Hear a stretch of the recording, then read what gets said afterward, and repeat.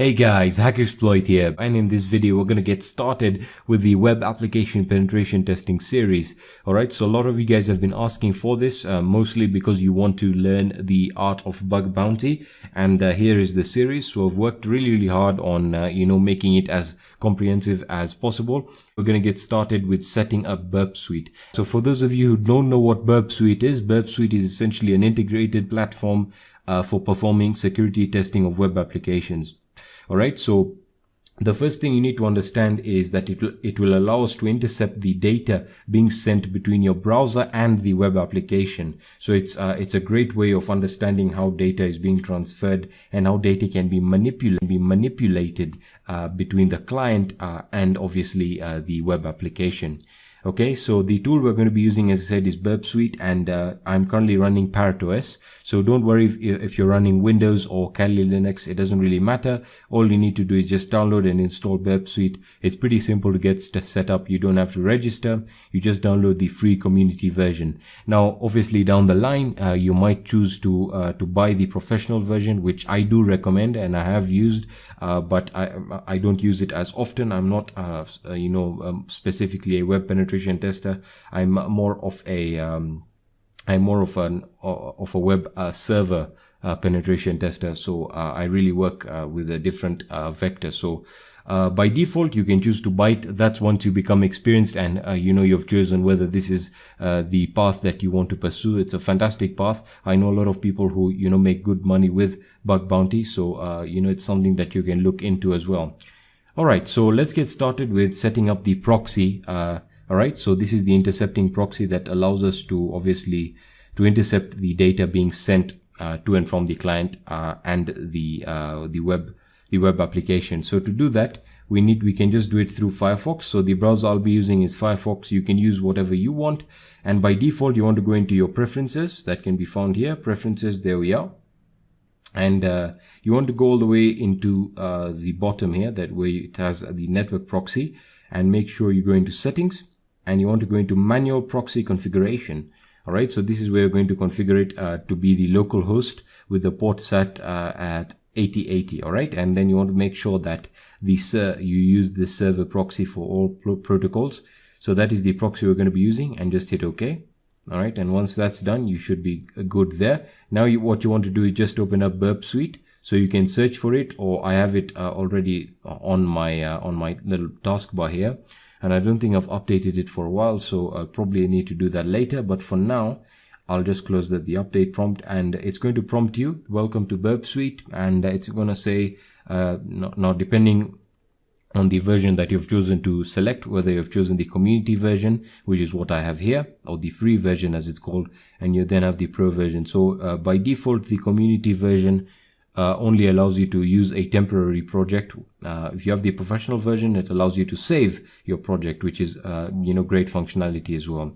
So just hit next, and you just want to hit use the Burp defaults, and just hit start Burp, and just give that a few seconds to start it up.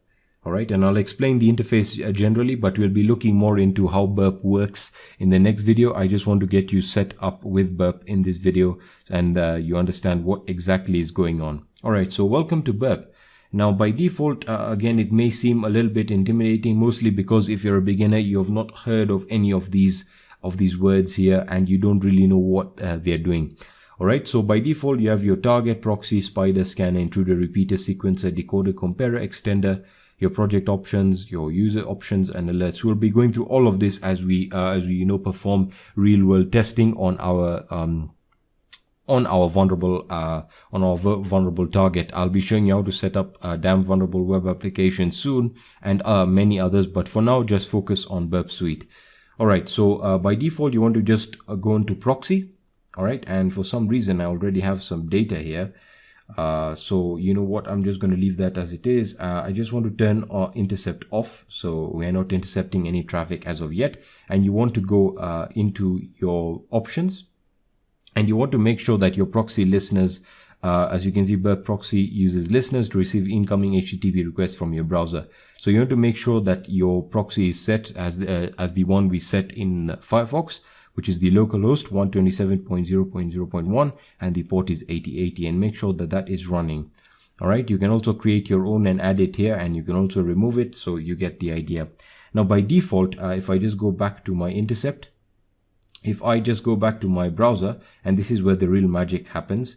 If I just if I just open this and I type in a simple test site example.com and I just hit enter, all right, it's going to load it up here. But if we go into Burp Suite and I go into HTTP history, you can see that by default there are some Firefox portals, some get methods here, but we'll be looking at all of these methods or requests. By default, you can see that the example.com URL that we entered, you can see there is a get request, and furthermore, if you go down to the bottom here, you can see there is some more information regarding what a request was sent to the web application. So by default, you can see that the host was example.com, and it gives you more information like the accept language, the encoding, the connection, and if you look at the headers, you can see that the header shows very, very clearly. You have your get, host, user agent, accept language, the accept encoding, connection, etc., etc. So you might be a little bit confused if this is your first time hearing about headers and the request and response pairs, but don't worry about that. We'll get through all of this. For now, if I just go back into Intercept and let me just open up my browser here, and we open something like my website, which is hsploit.com. So before we do that, I just want to hit Intercept on. All right, so now it's going to intercept actively, and we just go into hsploit.com and I hit go. All right, now by default is going to tell me that essentially that my connection is not secure. Don't worry about this. Just go into your and just add this as an exception. There we are. I'm going to hit confirm exception. And now it's still not going to load the website, and the reason being is we have not forwarded the requests and they are being intercepted by Burp Suite.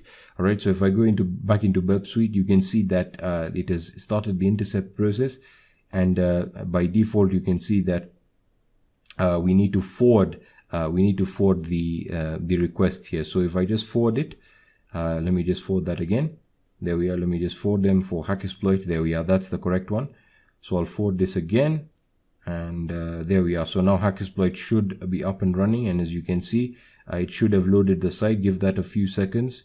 There we are. All right, so as you can see, that is how you intercept the data that is being sent from the client to the web application, and furthermore, that's how you can analyze the data being sent and furthermore manipulate it to obviously find vulnerabilities within the web application. All right, so irregardless of all of this, I know this was very, very basic, and it's not really covered anything in terms of web application penetration testing, but don't worry about that. We start off really, really simple and we build on that. We're going to get started with spidering, more specifically spidering with Burp Suite. And the purpose of this video or this tutorial is to help you understand the spidering process and how to go about doing it with Burp Suite. All right, so there's going to be a little bit of theory here, but I'll be explaining a lot of things. So again, this video is really focused on understanding spidering. Now, before we get started with that, I just wanted to let you know that the target or our web application that we're going to be targeting or we're going to be attacking is the damn vulnerable web application. Now, if you don't know what the damn vulnerable web application is, that's fine. You can just Google it, and I'll probably make a video on how to get it installed on Kali Linux. But what I would recommend, if you're a beginner or even if you're a professional in hacking, probably one of the best things that you need to have in your kit is Metasploitable 2. All right, and for the simple reason that it contains first and foremost a vulnerable operating system, and secondly it contains all the vulnerable web applications that we will be using at one stage during this series. Okay, so we're going to be starting off with the damn vulnerable web application. As I said, it comes pre-installed with Metasploitable 2. So all you need to do is get the local IP address on your Metasploitable 2 virtual machine, which in my case is 192.168.1.102. So what I'm going to do is I'm going to open up my browser, and I'm just going to open up that that IP address 0.1.102, and just give it a few seconds to load up. As you can see, there we are. That's Metasploitable 2. And it's going to prompt us to select what vulnerable web app we want to use. In this case, we're going to select the DVWA, which is the damn vulnerable web application. So just click on that, and now it's going to ask you for your admin and password. In this case, for your username and password, sorry about that. In this case, the username is admin and the password is password. Alright, so just hit login and it's going to log you into the Damn Vulnerable web application. Now we'll be looking at this at a more at a later video, and the reason is we have to go through all of these options. But for now, if you go to the if I can just remember where it was, if I can just go to the security, so to the Damn Vulnerable web application security, at the moment it was high because I was actually performing some tests on it, but just change it to medium or low. But for now you won't be using it. I was just letting you know what web application we're going to be using. Alright, that being said, let's move on to Burp Suite. Alright, and I can start explaining the spidering process. Alright, so let me just open up Burp Suite. So I've updated it to the latest version. I think I'm running Kali Linux now. In the previous video I was running Parrot, so I think there should be an update, but I could be wrong. So let's just give that a few seconds to start up. Yeah, there is an update, so I'll do that later. And we'll just click on create our temporary project and use the Burp defaults and start Burp. Okay, so whilst that's starting, let me explain what spidering is. Alright, now the purpose of spidering is to identify our scope, alright, or what we want to scan. Now this is not exactly scanning, and we'll be looking at scanning, but essentially spidering is the process of mapping out our web application, and is very, very useful for finding links and web forms. Which is also very important because it will allow us to then furthermore attack the web forms, manipulate headers, etc, etc. Alright, now when you talk about automatic spidering with Burp Suite, it's essentially when Burp is spidering, it follows links, and it'll start following links, and it will start identifying files, folders and forms from the web application. And it'll the great thing about this is it will record all the requests and responses while it's performing the whole spidering process. Okay, so once you have a Burp Suite opened up here, you can, let me just expand it so we have a greater picture of what's going on exactly. Sorry if my virtual machine is a little bit slow. I need to configure it correctly. Anyway, what you want to do is, we've looked at the proxy section. Let's look at the spider section. And in here, this is a very, very simple menu. And to understand it, you can see that we have two tabs available. We have the control tab and we have the options tab. Alright. The control tab, essentially, if we look at it, as you can see, these settings are used to monitor and control the Burp spider. So it allows you to start and stop the Burp spidering, and you can also clear the queues. Alright, when you look at the options, which is right here, sorry about that. When you look at the options, there are a lot of options. We'll be looking at them in a second. Sorry about that. I actually got an email. Apologies there.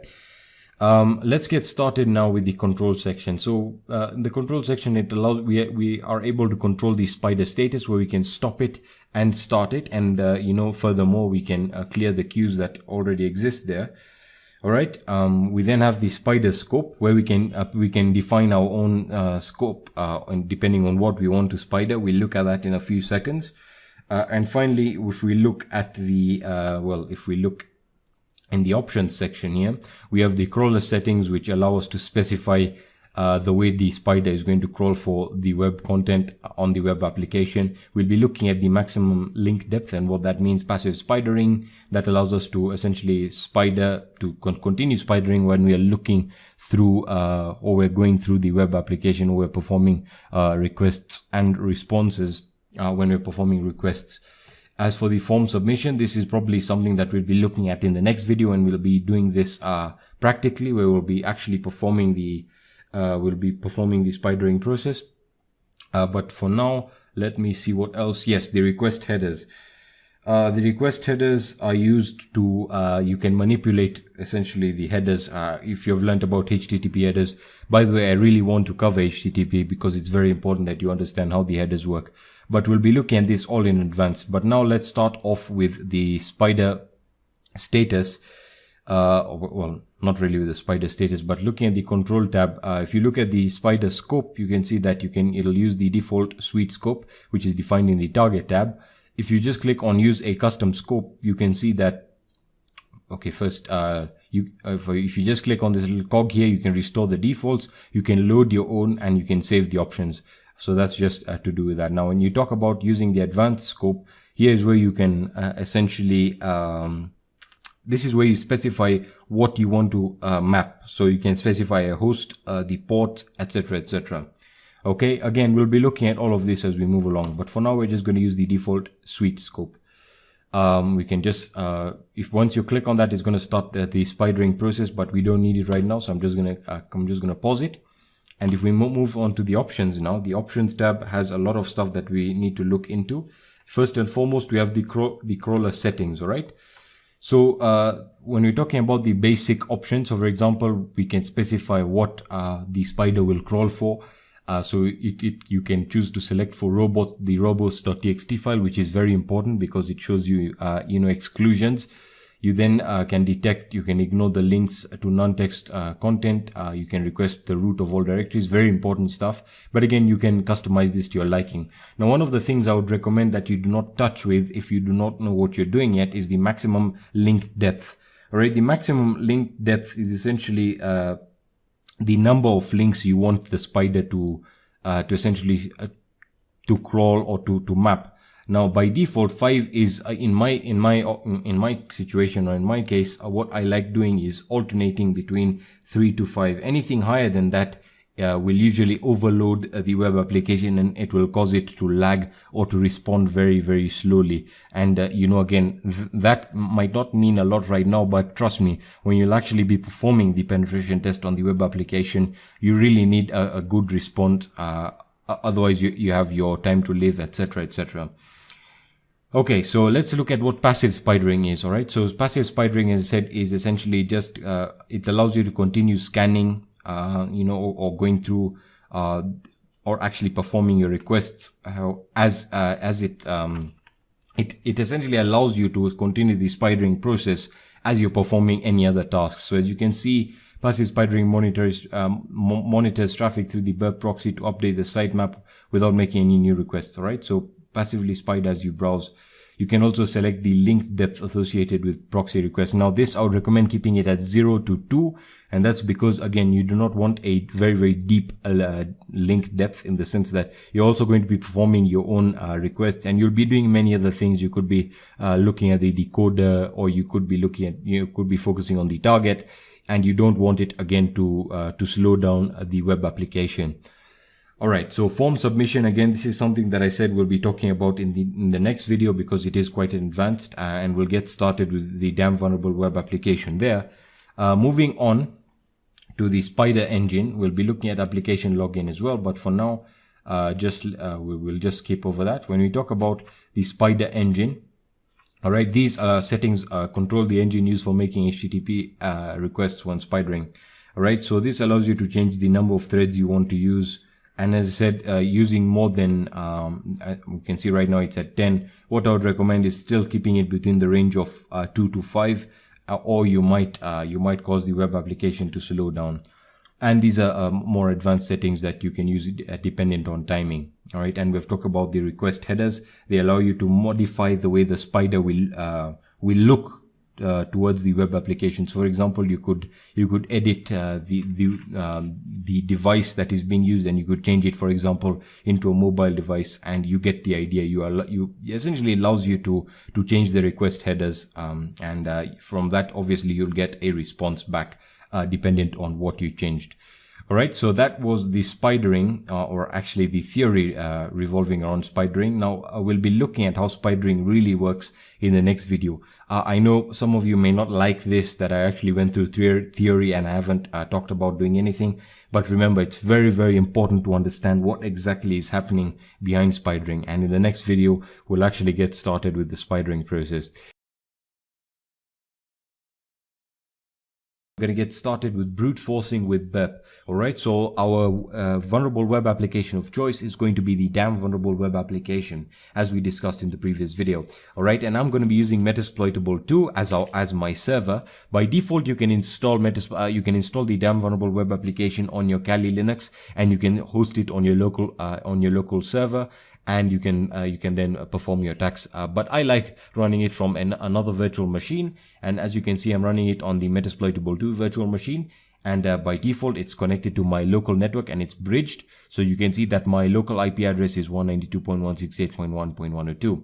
All right, so I already have the damn vulnerable web application open. As you can see, it is running on that IP address of the Metasploitable 2 virtual machine under the damn vulnerable web application. So for those of you asking why I'm using Metasploitable 2 instead of Metasploitable 3, it's because Metasploitable 2 has a much larger choice in terms of vulnerable web applications, and it's really good for practicing. Alright, so make sure you're logged into your damn vulnerable web application. You need the default username is admin and the password is password. Alright, it's really very simple. Alright, by default in this video, we're going to set our security level to low. If you don't know how to do that, you can go into your damn vulnerable web application security and you can set that to low and you can just hit submit. The reason we're setting it to low is because most logins are, if you look at the real world, if you're talking about big sites, this attack may very well work on sites that are older or sites that have not been updated or sites that don't have good security. You'll be shocked to find some really big companies that actually don't have any login protection, or brute force protection for that matter. Now that being said, what I was talking about is if we go into brute force, you can see that we have a login prompt here. Now I've forgotten the username and password and we're going to be brute forcing it live. Alright, but before we do that, we need to actually start our burp. Alright, so start up Burp Suite and you can see I'm using the community edition and it is the latest version. Alright, so make sure that yours is the latest version, obviously for obvious reasons. And we're just going to start a temporary project because I don't use the pro version. And we're going to hit use the burp defaults. We're going to start burp. All right, give that a few seconds to start burp. And now you want to make sure you're using the proxy. So we're going to go into preferences and advanced.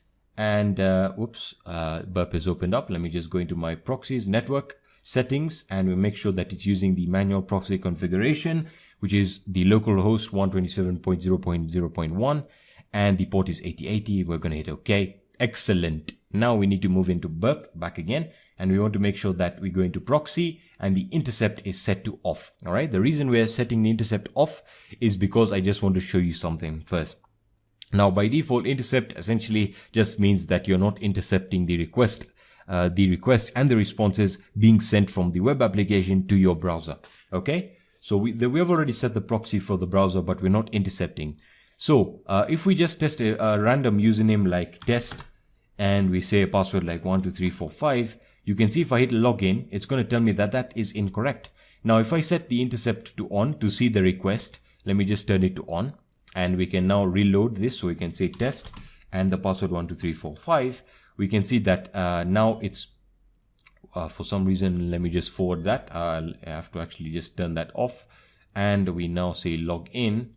And for some reason that is not allowing us because we have to reload. All right, so now if I hit intercept on and let me just open up my browser and I hit the password 1345, log in. For some reason it's going to, it's not reloading here. There we are. All right, so I've reloaded the page, and as you can see now the intercept is on, and if we go back to burp, you can see that we got the GET request being sent by the web application. Now let's inspect it for a while. Now we'll be looking at what all of this really means, but by default the most important thing right now is the GET request. Alright, so you can see that the GET request has two values here. It has the username and the password. Now the values are not important. We're going to be brute forcing the values, but it's very important to get the fields that we're using here.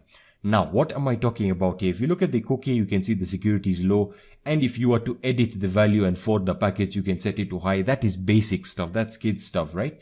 But now we want to brute force this login. All right. And how do we do that? You can see the first thing we need to do is we're going to be using the intruder. All right. So if you're a bit confused about what the intruder is, don't be worried. The intruder is, essentially allows us to edit the parameters. It allows us to edit the requests and then obviously edit them and manipulate them so we can get the desired results. Now the great thing about the intruder is it allows us to perform attacks like the brute force, etc., etc. All right. But now what we need to do is we need to send this request into the intruder so that we can send our own response. All right. So we're going to right click and send to intruder. So we just send it to intruder, and once it's sent to the intruder, you can just hit forward. All right. We don't need that GET request anymore.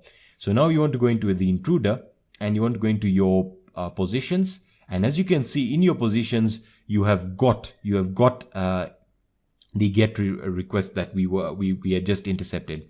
And now you can see something really interesting. It's highlighted for you all the different payloads okay, or the different fields that we can brute force for. By default, we have the username value, the password value, the login value. We have the SFID value. We have the cookie value. No. We don't need all of these. The only values that we need are the username and the password value. So the most important thing you need to do right now is you need to clear. Just hit clear. All right. Oops. Sorry. Not that clear. I beg your apology there. Sorry. I didn't mean that. What I'm trying to say is I'm sorry. Just clear. Just hit clear. And as you can see now, no values are being selected to be brute forced against. So now we need to select them manually. But before that, we're going to be using the cluster bomb attack type. All right. The reason we're using the cluster bomb attack type is because we are going to be using two values. We are brute forcing against two values. Remember that. Okay, and these need to be set in combinations. So that means it's much better to use a cluster bomb because essentially you're clustering two values that need to be tested against the login application or the login form together. All right, so in a combination. So we need to select cluster bomb, and now we need to select the values because that is what we want to brute force again. So just highlight the value. It doesn't matter what the password or the username is, just highlight it and you want to hit add. All right. So just hit add, and as you can see, we have selected that. You now want to go into the password and you want to highlight that as well. And you just want to add that. As you can see now, once we have added that, those are the two values we're going to be brute forcing against. Make sure that none of the others are selected, none of the other values. Once that is done, you're almost there now. Now you want to go into your payloads. All right. Now in your payloads, you want to make sure that your payload set is set to 2, which is your username and your password. So let's start off with your payload set as payload 1. All right. As your payload type, make sure that that is a simple list because you can see we're only targeting usernames and passwords. So we don't need, a runtime file, or we are not changing anything, dependent on Unicode, etc. You get the idea. Okay, so simple list, and now you go into your payload options, which is where you select your user list or your password list or your word list. Now, we are not using a word list, but if you want to, you can, if you're performing this on a real site, which I don't recommend unless you have written permission. Now, since we're using this in our penetration testing lab, we are going to just add the default usernames. As I said, the security of the site is low and it's not really a complex brute force to crack. Okay. So what we want to do is we want to make sure we have set payload set to 1, which is going to be for our usernames. So now we can go into load, where you can load your default usernames and your passwords or your word lists. But by default, we're going to add our own. All right. So we're going to say, we're just going to say, we're going to type in now like the commonly used usernames. All right. So something like admin, administrator. Oops, for some reason, actually, let me just remove these blank values there. Admin, now administrator. Let me just type that back in. Administrator, like so. Administrator. For those of you telling me that my typing is bad, that's because my microphone is right in front of me and I can't really see what I'm typing. Administrator. Let's see what else. What are the default ones? Like we have root. We have password. Actually, we're not setting the passwords right now, so we can just type in the default ones like this. All right. So we can say test, the default ones, user1, whatever you think could be the most commonly used ones are okay. Or if you know what the username is, that is even better. So we're going to add all the usernames. All right. So we've added the usernames that we want to use. Now by default, again, I'm saying you can use a word list if you want to. Just go into load and select the word list. Now we want to select our passwords. All right. So we can go into the payload set 2. And as you can see, now we can add our own values. Now we can use the default word lists that come with Kali Linux. So if I go into my root and I go into user, share, and we select word lists. Let me just find where word lists are. If I can find them, there we are, word lists. And the ones that work great for me are in the Metasploit folder. And you can look for the default passwords. As you can see, you have your database default passwords. You have your default user passwords for services. That's also great. It has a great list of default usernames and passwords that you can use. But for me, I'm not going to use this because we are sticking to the basics now. Now, you want to add your own passwords. So we can select again some randomly, commonly used passwords. So you can say password. Let's see what else. Admin, admin again. Whoops, let me just remove that one. Admin. Root, you can use root. Let's see, let me think. 1, 2, 3, 4, 5. That's also one that I've seen many network administrators using. 1, 2, 3, 4, 5, and you get the idea. Alright, so I've set our two payloads. Payload 1 is set for usernames, payload 2 is set for passwords. Excellent. Alright, now we've selected our payload types, we have added our payload options. We don't need to look at payload processing, that is advanced. Once that's done, what you want to do is go into Intruder and start the attack. Alright, and now it's going to tell you that the community edition of Burp contains a demo version, but it's essentially telling you that the process is going to be slow. Alright, so we're going to hit OK, and it's going to start the attack. As you can see, it's going through all the combinations, and as you can see, the combinations that we have here are 25, and it's going to go through all of them. Now, one great thing that you need to do here, or one important thing that you need to do, is you need to understand the status codes that the server or the web application is sending back. Now, that's a good way of understanding what password is correct and what username is correct and what password is not correct.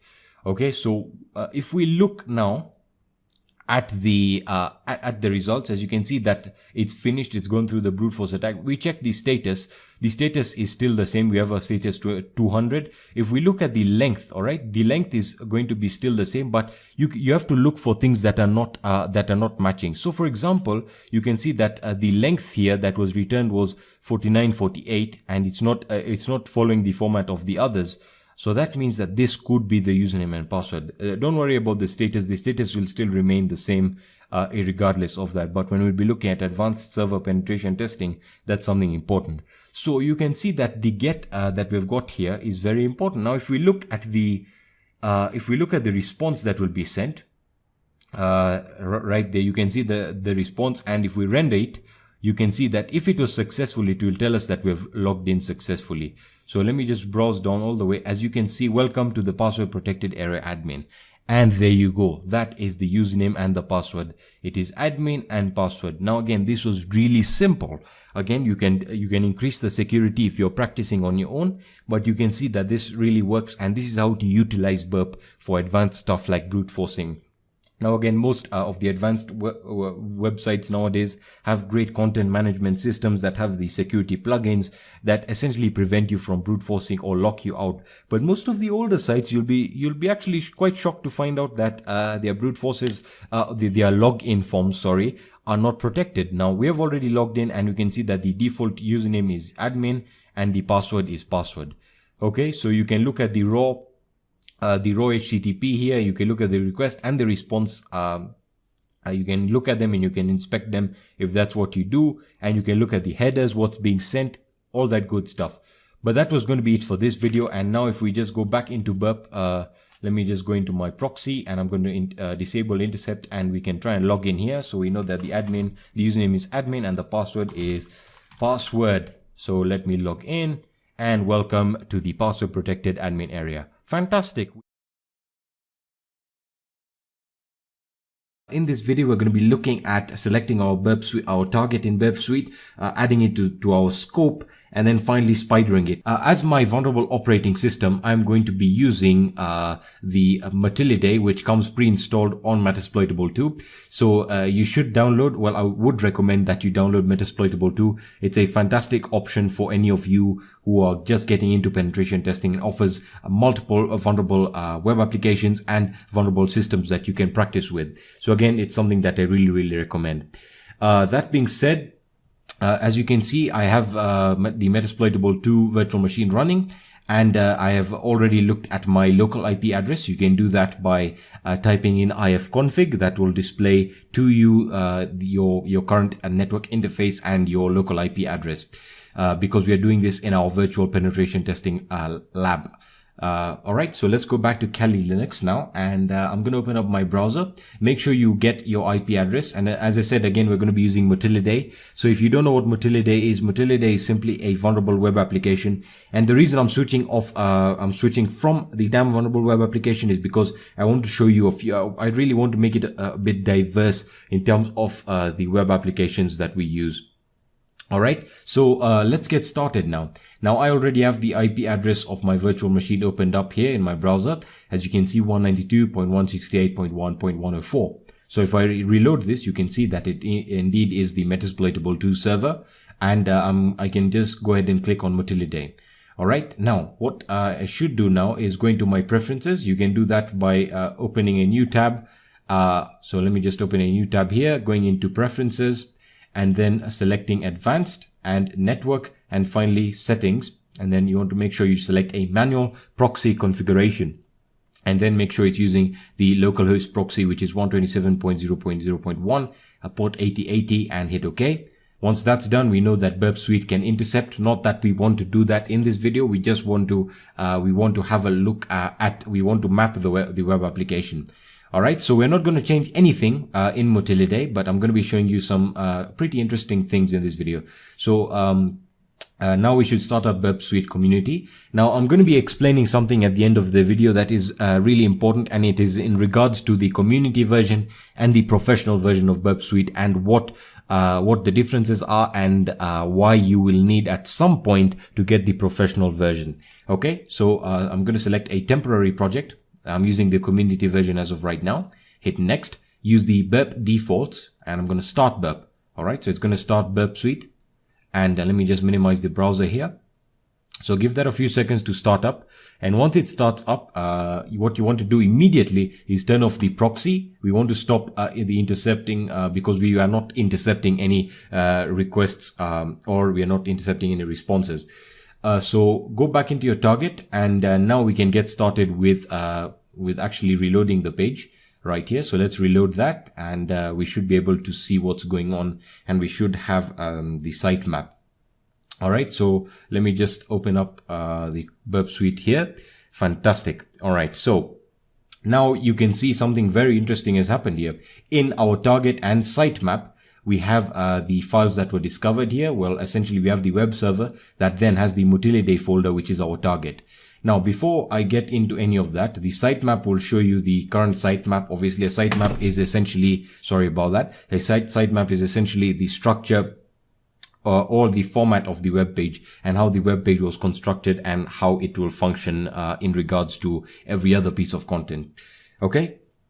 So the first thing that we need to do or we'll be looking at is actually selecting our target, which in this case again is Motility, and you can do that by right clicking and hitting add to scope. Alright, so you might be asking, what exactly does scope mean? Well, a scope essentially allows us to define our automated spidering. And what this means is we are focusing only on our target. We're not going to focus on the reference links like you can see here. For example, we have Twitter as a reference link, Backtrack, Dynamic Drive, Eclipse, etc., etc. You get the idea. So scoping is essentially selecting our target, isolating it so that we only see what we need to see. And obviously the results that we want to see. So I'm going to right click on Motility and I'm going to hit add to scope. All right. So now it's going to say you've added an item to the target scope. Do you want Burp Proxy to stop sending out out of scope items to the history of the other Burp tools? Yes. Again, we want to make sure that we clear out all the junk that we don't need. Now you might have noticed, well, that's essentially happened, but nothing has really changed. And as you can see, it's going to tell you here, logging of out of scope proxy traffic is disabled. Don't worry about that. Just leave it as it is. If you want to re-enable it, you can go ahead, but right now you don't need to do that. Okay. So we've looked at how to add our target to the scope. Now let's look at spidering. Spidering is essentially the first and the most important step of web application penetration testing. All right, it deals with, or it is in relation with footprinting, and this is why I bring the comparison from penetration testing to obviously web application penetration testing. It essentially deals with crawling through the website, and then it records all the files, the links, and the methods that it can get, and that helps us build an idea of how the web application is structured, how it works, and then finally we can learn how we can break through it. What we need to do is we need to spider our target. We have added it to the scope, which is great, and now we need to spider it. So what we're going to do is we're going to use spidering, and this will help us identify all the links and the parameters that we need. Again, as I said, it's like footprinting. So what you want to do is right click on your target, which in this case is Motility, and you want to hit spider this branch. All right. So I'm going to hit spider this branch. And now something interesting is going to start happening. As you can see, it's going to start getting all the links, all the resources that it can. And it's going to prompt you with here a submit form. Okay. Now, what you can do is just ignore the form. There'll be quite a few. Essentially, these are default login forms where it's asking you to enter credentials that you might want to enter. Let's say you're performing white box penetration testing and you have the details. You can again log in like this and perform internal penetration tests.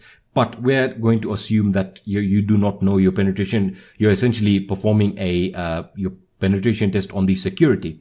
So I'm going to ignore all of these forms. Okay. And as you can see, there's another one right there and the spidering is probably continuing. Now, if you want to view the status of the spidering, you can go into Spider. And as you can see, you have your status of the spidering. And once it's done, you will see that the requests made will stop changing and the bytes transferred will also stop changing. So we can stop the spider. Now, you noticed something that we were faced with those form login prompts. Now, you can choose to enter them as it prompts or as you are prompted. But the better way of doing this is to you can actually do this automatically. And you can do this by going into Spider and you want to go into options and you want to go into your application login.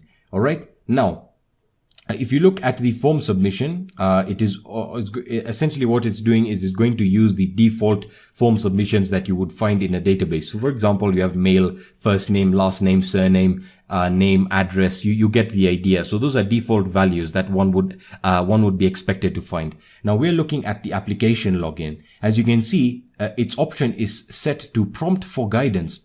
We want to change this to automatically submit these credentials. Now in here, you can enter default credentials, or if you have an idea of what the credentials you might expect to find. Now this is where creativity and sheer information gathering comes into play. So if you knew the default, usernames and passwords, you can enter them here. Now what I'm going to do is I'm going to enter a string that is, I've used it before in performing SQL injection, and we'll talk about SQL injection because it is very advanced. If you know SQL injection or you have an idea or experience with the databases, you might understand what this string means. All right. So for my username, I'm going to change that to admin quotation mark and I'm going to say all 1 equal 1 and 2 dashes. All right. Space and a dash. Now you don't need to worry what this means for now. Please do not stress about this. I will explain it when the time is right. All right. So leave the password as it is and don't worry about that. Now we don't need to change anything in terms of these tabs. We talked about these tabs in the theory section, and now we can go back into our control and target, and finally we can spider the application again once more so that we can enter we can essentially process the strings that we just entered in terms of the username. So I'm going to right click and spider this branch. Okay. So it's going to start spidering, and if we look at the spider, you can see that the spidering is complete, and you can essentially clear the queues if you want to clear them like so, and you can keep on running it depending on what you want to do. Okay, so I'm just going to pause it, and now we have essentially spidered the web application. And you might be asking, well, I've seen a few reference sites. That's not helping much. We don't need twitter.com or Sizzle.js. This might give us a basic idea of what types of sites are linked to the web application, but in reality you can see we have hackers.org, not very important information at all. Now what if we click on the Mutilidae folder? Oh, look at that. That's really interesting. Now that is very, very important. What has happened here is it's given us the structure of the web application. This is vitally important. All right. Now, again, as I'm saying, you can look at how the website or the web application is structured. So in documentation, you can see, you can go ahead and read the documentation. You can look at the images that the website has, the styles. So you can inspect the entire site and understand what exactly is going on here, or get an idea of what the person who developed the website was thinking. And then finally, out of experience, or as we'll be looking at, out of knowledge, you can actually understand how to exploit a system. And that's where we'll be talking about discovering hidden files like admin pages, login pages, that really juicy stuff. And we'll be talking about that in the next video. And that's because Burp Suite Community Edition does not support or allow you to use that feature. So what I'm going to do in the next video, I'm going to be using Burp Suite Pro, and I'll also show you an alternative program. I'm sure you've heard of it, that also works on Windows. Of course, Burp Suite works on Windows, but I'm not really a Windows fan when it comes down to penetration testing. So that being said, we have essentially spidered the application. We have the structure of the web application, And now we need to look at something also very interesting, as we have already talked about it. Let me just let me just show you how to get rid of all of these reference links and to essentially show the items in the scope only. So what you can do is just click on filter right here. This little bar here is the filter bar. So click on it, and it's going to show you, bring up this small little window, and you want to focus on the filter by request type and make sure you check show only in scope items. This will essentially filter all the results to show you only links, resources or files that are within the scope. So once that's done, just click back on the filter, and as you can see, it has got rid of all the junk that you do not need whatsoever. And now you can essentially look at the requests and the responses and analyze them accurately defined to your scope. And this will essentially, it will stop confusing you. I've seen many beginners make this mistake where they don't define their scope. They do not know what their target is, and they're getting links that do not even relate to the website that they're trying to perform the penetration test on. Now, since you know this knowledge, this will help you get a solid foundation, and again, you can start logging out of scope proxy traffic when you want. Again, that's very nice that they add that button right over there. All right. So now you only have the files that you require, or the files that you're currently performing the penetration test only. Now, I know this video was slightly, there was not a lot of action, but again, it is very important that you get this. In the next video, we'll be looking at how to discover hidden files or files in general that you are not supposed to find. Okay, and that can be done by right clicking and going into engagement tools. As you can see, it is defined to the professional version of Burp Suite, and we will be going into discover content, where I'll be explaining to you how to find things like the login page or the configuration page, some things that web developers, actually just may try to hide them, but if actually found, can really exploit the website or can lead to the exploitation of the website. We're going to start looking at how to discover hidden files. But before that, I just want to take you through a few things. All right, so let's start off with what OWASP is, or OWASP. All right, so what does that mean? Well, essentially what it means, or what it stands for, is the Open Web Application Security Project. All right, and its goal, well, essentially it is a non-profit organization whose goal is focused on improving the security of software. All right, so its job is to improve the security of software. Now, this project, the OWASP, or the Open Web Application Security Project, created a tool called as the Z Attack Proxy, or as you know it, the ZAP. Many people like calling it ZAP, and I'm sure most of you have heard of it, and you might have you might be leaning towards Burp Suite a little bit more, but I can guarantee you that ZAP is one of my favorite tools, and I use it because firstly it's free, and for the people, like for the students I teach, I usually tell them to start with ZAP, because if you get ZAP, you'll automatically get Burp Suite. And you only need Burp Suite when you're moving into an enterprise environment where, Burp Suite is the recommended tool, and it is the tool that you must use to adhere to certain rules and ethics. That being said, ZAP is a fantastic tool. It's absolutely free. As you can see, the OWASP Z Attack Proxy, which is, abbreviated as ZAP, is one of the world's most popular free security tools, and is actively maintained by hundreds of international volunteers. All right, so it helps you find security vulnerabilities in your web applications while you're developing and testing your applications. So again, if you're a web application developer, this is also a fantastic tool for you. And as I said, it's going to be a fantastic alternative to Burp Suite. All right, now that's not to say that Burp is bad. Burp is more of a enterprise developed software. As I've mentioned in the first video of this series, Burp is focused on professionals.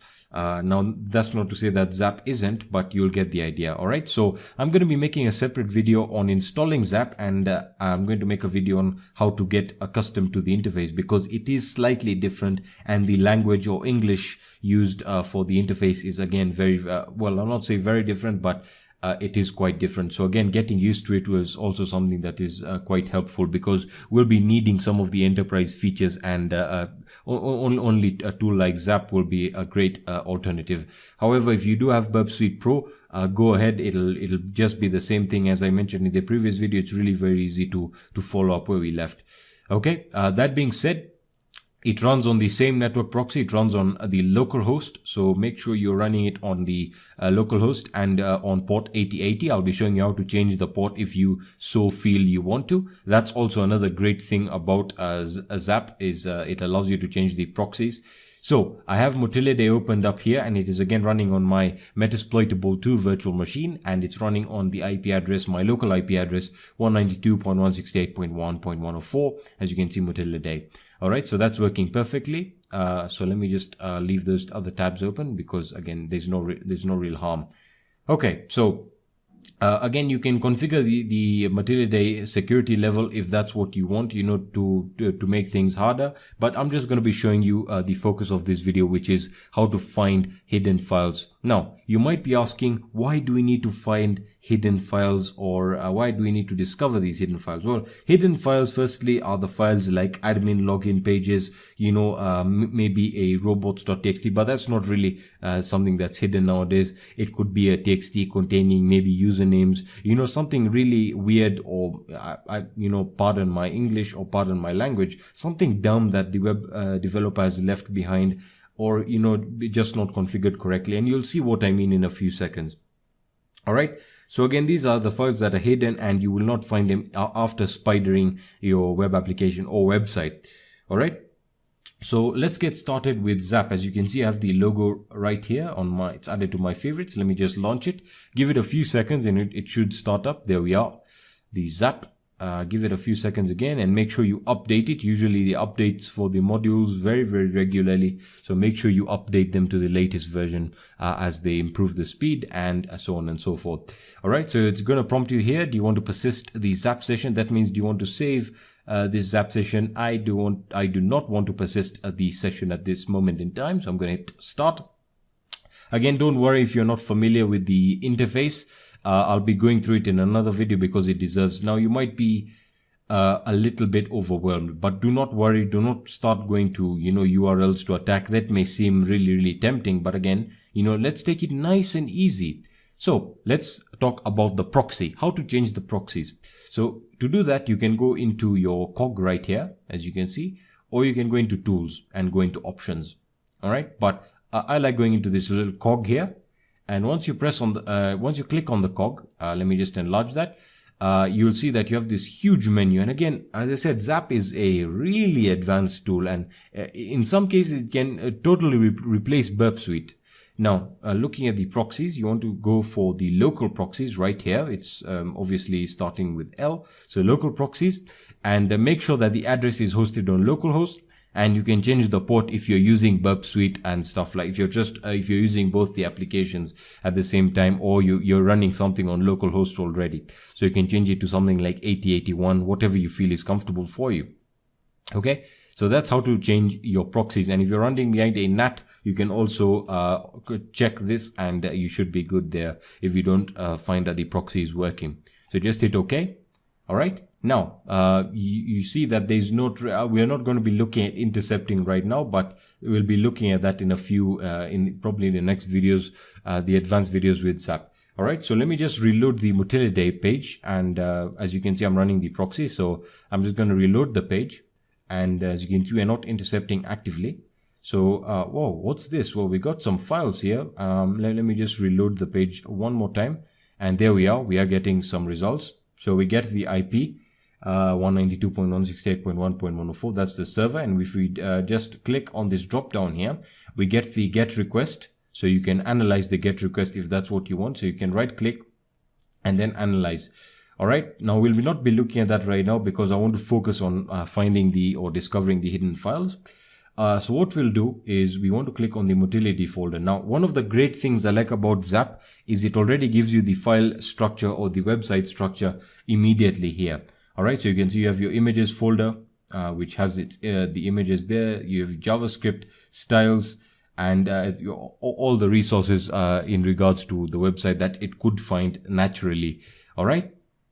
So if we just look at the bottom here, you can see that it's showing you a timestamp with the method, the URL, and it gives you the code, which means the page is, in this case, the 200 code means the page was found. You have the reason, you have the RTT, the size, the alert. As you can see, it's telling us we have a high alert here. Now don't worry about that. Again, these are things that will really be tempting, but again, let's take it slow.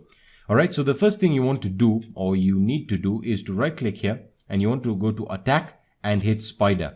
All right, so we want to spider the website or the web application and start scan. Do not touch anything here. Just make sure it's using the appropriate server address and just hit scan. All right, now it's going to spider the entire web application and it's going to give you a little progress bar here. You can pause it or stop it, which is also great to see. At the bottom, you should have also noticed that you have your tabs here that work really, really well. And as you can see, the website now is completely spidered. And if we just check all the files that we can find now, you can see that we have some more JavaScript files. And essentially what's happened here is the entire site has been spidered. Okay, now we already did this with Burp, and you're probably really bored of this right now. So what we're going to do now is we need to start discovering the hidden content. All right, so let me just close all of this up. There we are. Fantastic. Now let me just open that up and let's go to Matilliday. Oops, my bad. Sorry about that, guys. And we want to right click on Matilliday and you want to go to attack and you want to go to forced browse directory and children. That's very important. Forced browse directory will not display everything. We'll also be looking at fuzzing, but that's for later. All right, so you want to make sure you hit forced browse directory. Just click on that and it's going to open up this tab here. So you can see we had the spider tab open, which you can close if you're not using it, which is also great. I really like the management of Zap. You then have output. For your outputs, alerts. As you can see, you have some alerts here that will alert you on some potential vulnerabilities. So for example, application error disclose. You have some cookies, no HTTP flags. So again, awesome stuff there. We have the get request, all that good stuff, which is again focused on a different type of attack. And as you can see, by default, we've got the robots.txt here, which you can analyze if you want to by right clicking and going ahead and doing that. So you can copy the URL to the browser. So again, copy the URL to clipboard. All right. And if we just try and explore this, let me just paste and go here. As you can see, well, for some reason, we are not actually getting robots.txt. Let me use the Matilliday. Or actually, you know what, let's not do that right now because I really want to stay on topic here. So I'm just gonna go back into Zap again. I always love going off topic for some reason. Okay, so make sure you click on Matilliday and you want to right click on it, and now oh sorry, we already did the forced browse. So right click, go to attack and forced browse directory and children. All right, now it's going to open up this tab here and it's going to make you choose the site. As you can see, you have your site IP here. Now you need to select the default directory list. So it's going to use this list here, this default list that comes already with Zap. And now it's going to try and use it in a sort of a brute force way to try and detect the hidden files and folders. And once it gets the result, it's going to enumerate them. Okay, so now you want to right click again on it after you've selected the list and hit attack, and you want to go to forced browse directory and children. And once you hit that, it's going to start the process. Now again, this is going to take a long, well, not a long time, depending on the size of the website. If the site is huge, then again, it's going to take a while. And as you can see, immediately we're getting some hidden files. So let's wait for this to complete. And I know Matilliday has some very, very interesting files here that I'm sure we'll be happy to get. All right, so just let it go through this. As you can see, you can check the progress as you're going here. And again, if you look at the status code, you can see 200 means the pages were found. So you can just go ahead and look for things that are irregular. And I'm sure we can find something here that we haven't found before. Or you can look at the file from the website directory here. So, Matilliday, let's see if we can find something that is really, really interesting here. So we have the includes, we have the get index.php, the get request, sorry, for the index. Oh, we have something interesting here. We have a notes folder. Aha! Now we're talking. Now this is where stuff gets really exciting. All right, so we have, whoops, where did it go? There we are. So in notes, we have some very interesting files in notes. So we have a get passwords. Now what happens? What's this about? All right, so what if we just open this URL in the browser? All right, so let me just try and open that in Firefox. I just want to see what it's going to be all about.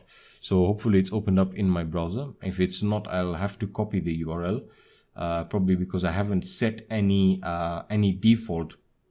All right, so copy URLs to clipboard, and let me just paste that in there. Paste and go. There we are, Matilde and passwords. All right, so you can see that this folder or this file was hidden.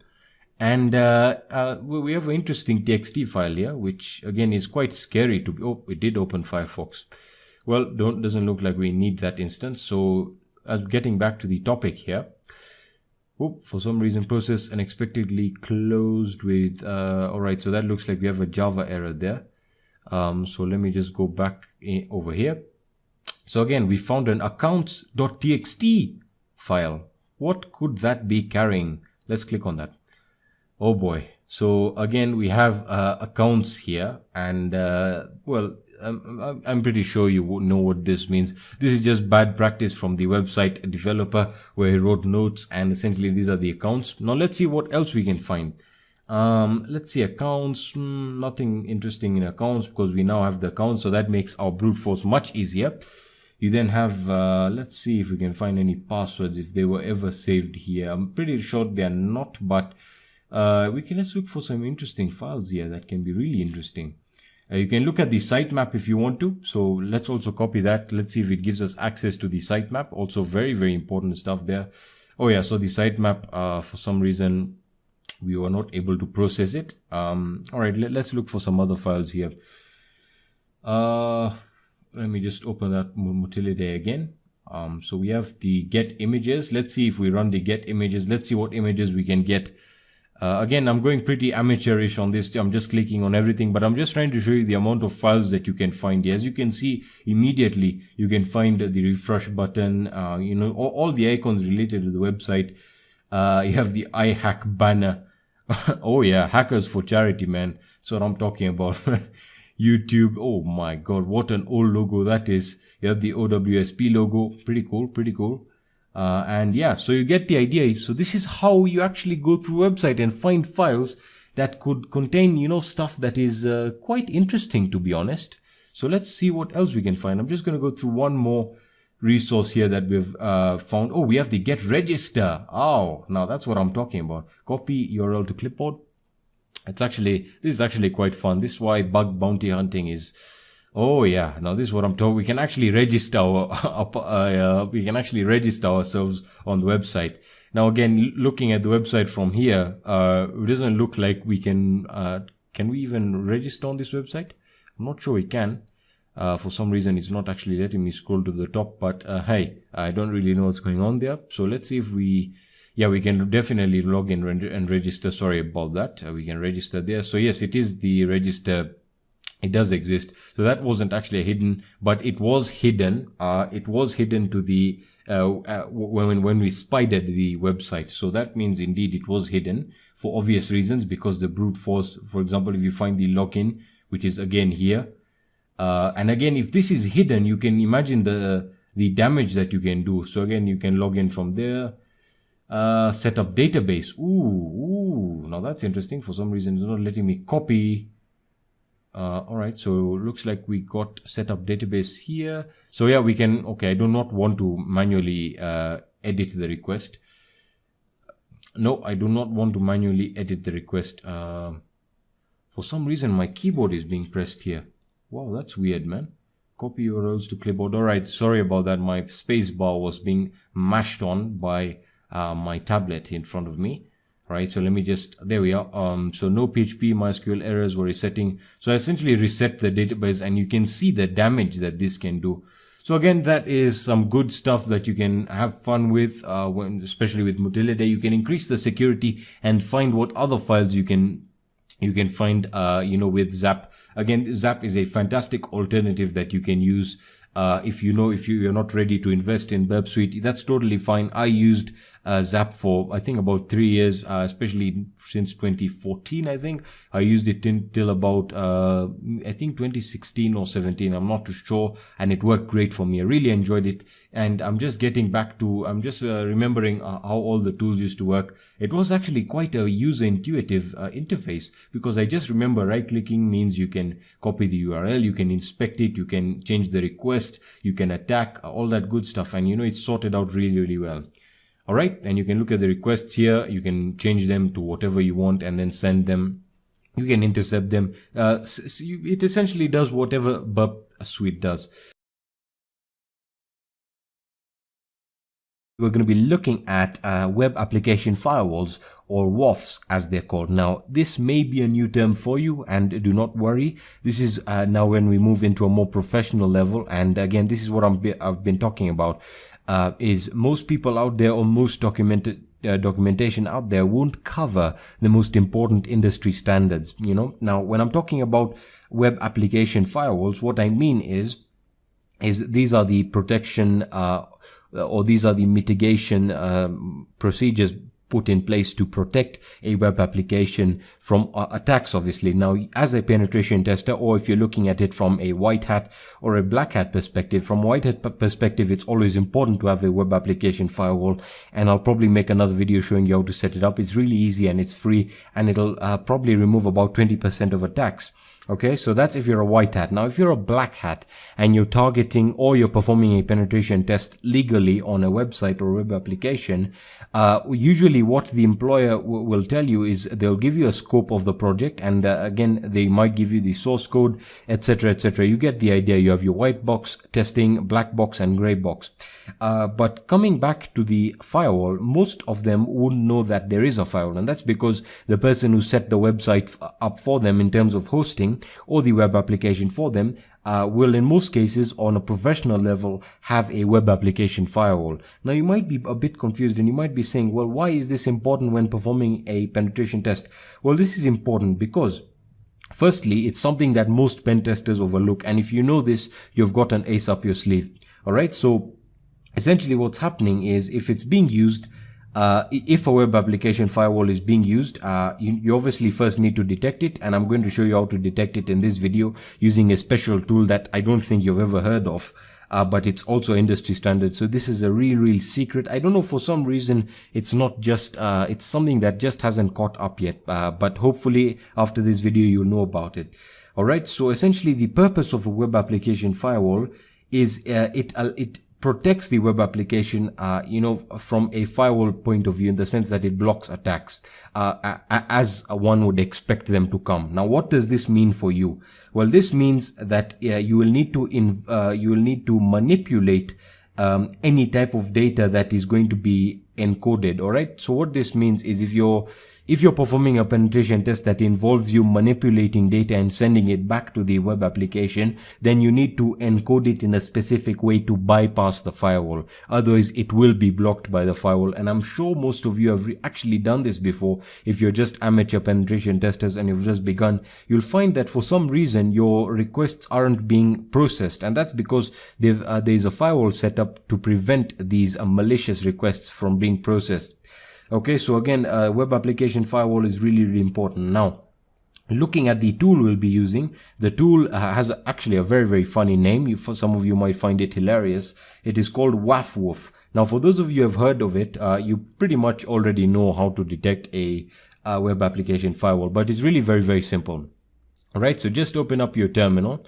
And what you want to do is you want to type in WAF. Alright, so this is how it is going to be spelt. So it's WAF with two zeros, and the syntax is pretty simple. If I just hit enter, as you can see, WAF, a web application firewall detection tool. Alright, so credits go to the author. It's a tool that's been there since I think almost the last version of Backtrack and the first version of Kali. So again, quite an old tool. When I say old, I mean, I mean that with respect, given the fact that it's really useful, and I've used it a lot because it saves you a lot of time. And what I'm talking about is, so, let's say we want to scan a website. Okay, in this case, I have my WordPress server running here, And as you can see, the site is being hosted on 192.168.1.101.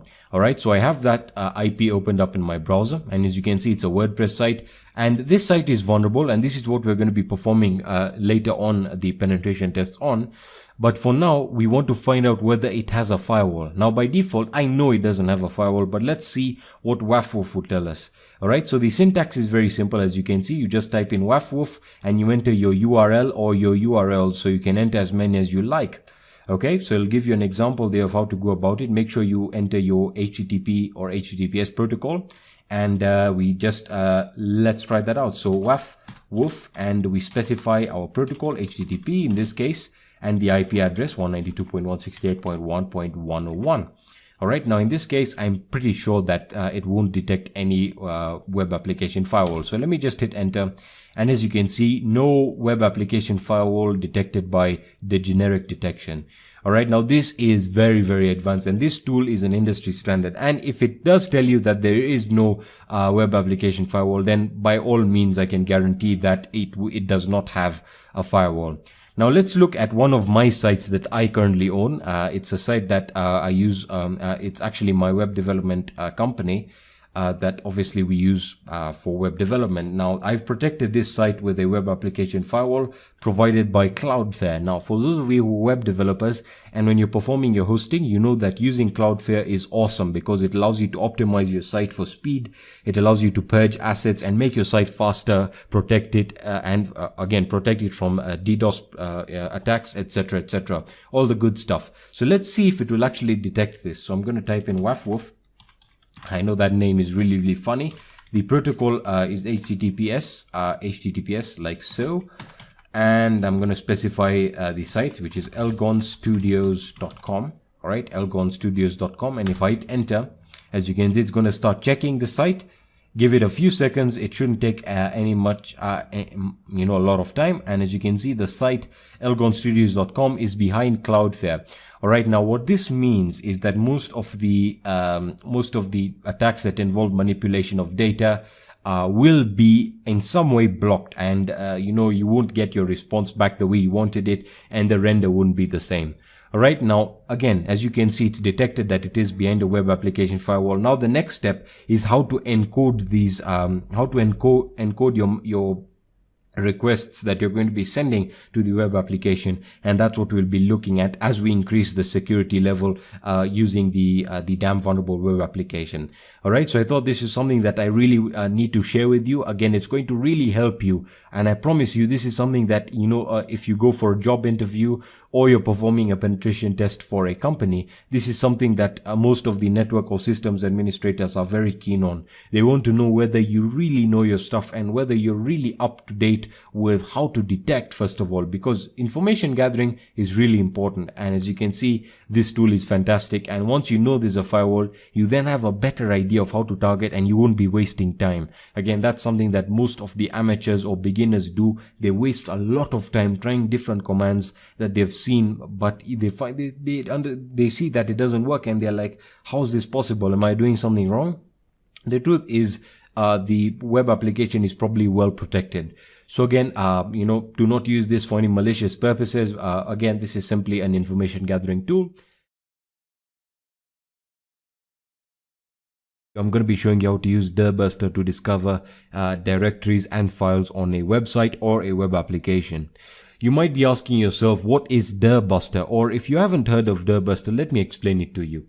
Alright, so Dirbuster is essentially a tool that was developed by OWASP, the Open Web Application Security Project, and essentially uses brute forcing to find commonly used directories and file names on servers.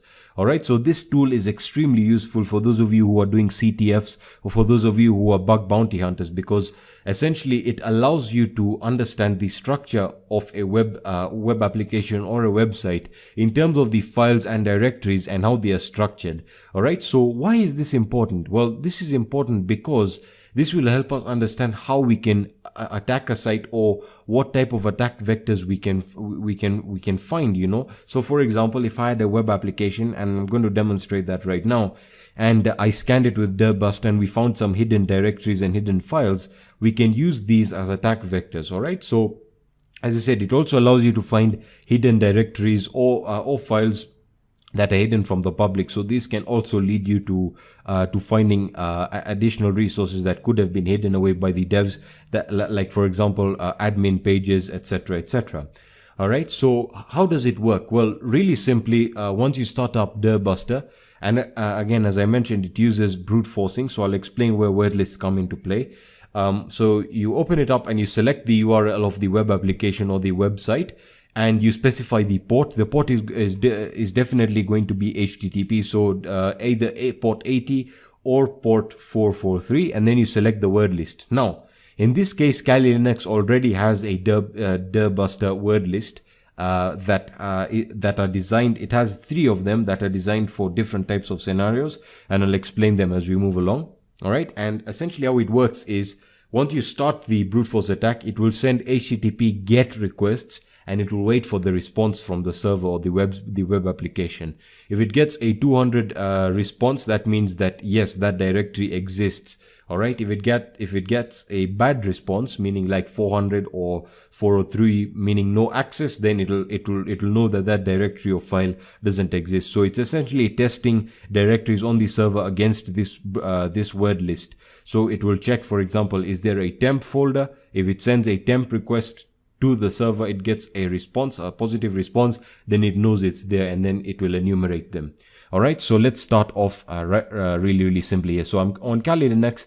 I have the OWASP broken web application right here, and I'm going to be demonstrating 2 scenarios. So you can see I'm running that here, and that has a lot of vulnerable web applications, but the whole idea is to demonstrate how directories can be found.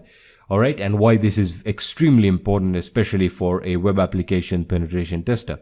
All right, so I'm going to open up Firefox, and as you can see, I have the Open Web Application project right here, the OWASP BWAP as they call it, and it has plenty of ways of me testing this. But what if I was to just test the entire server? All right, so this is a web server.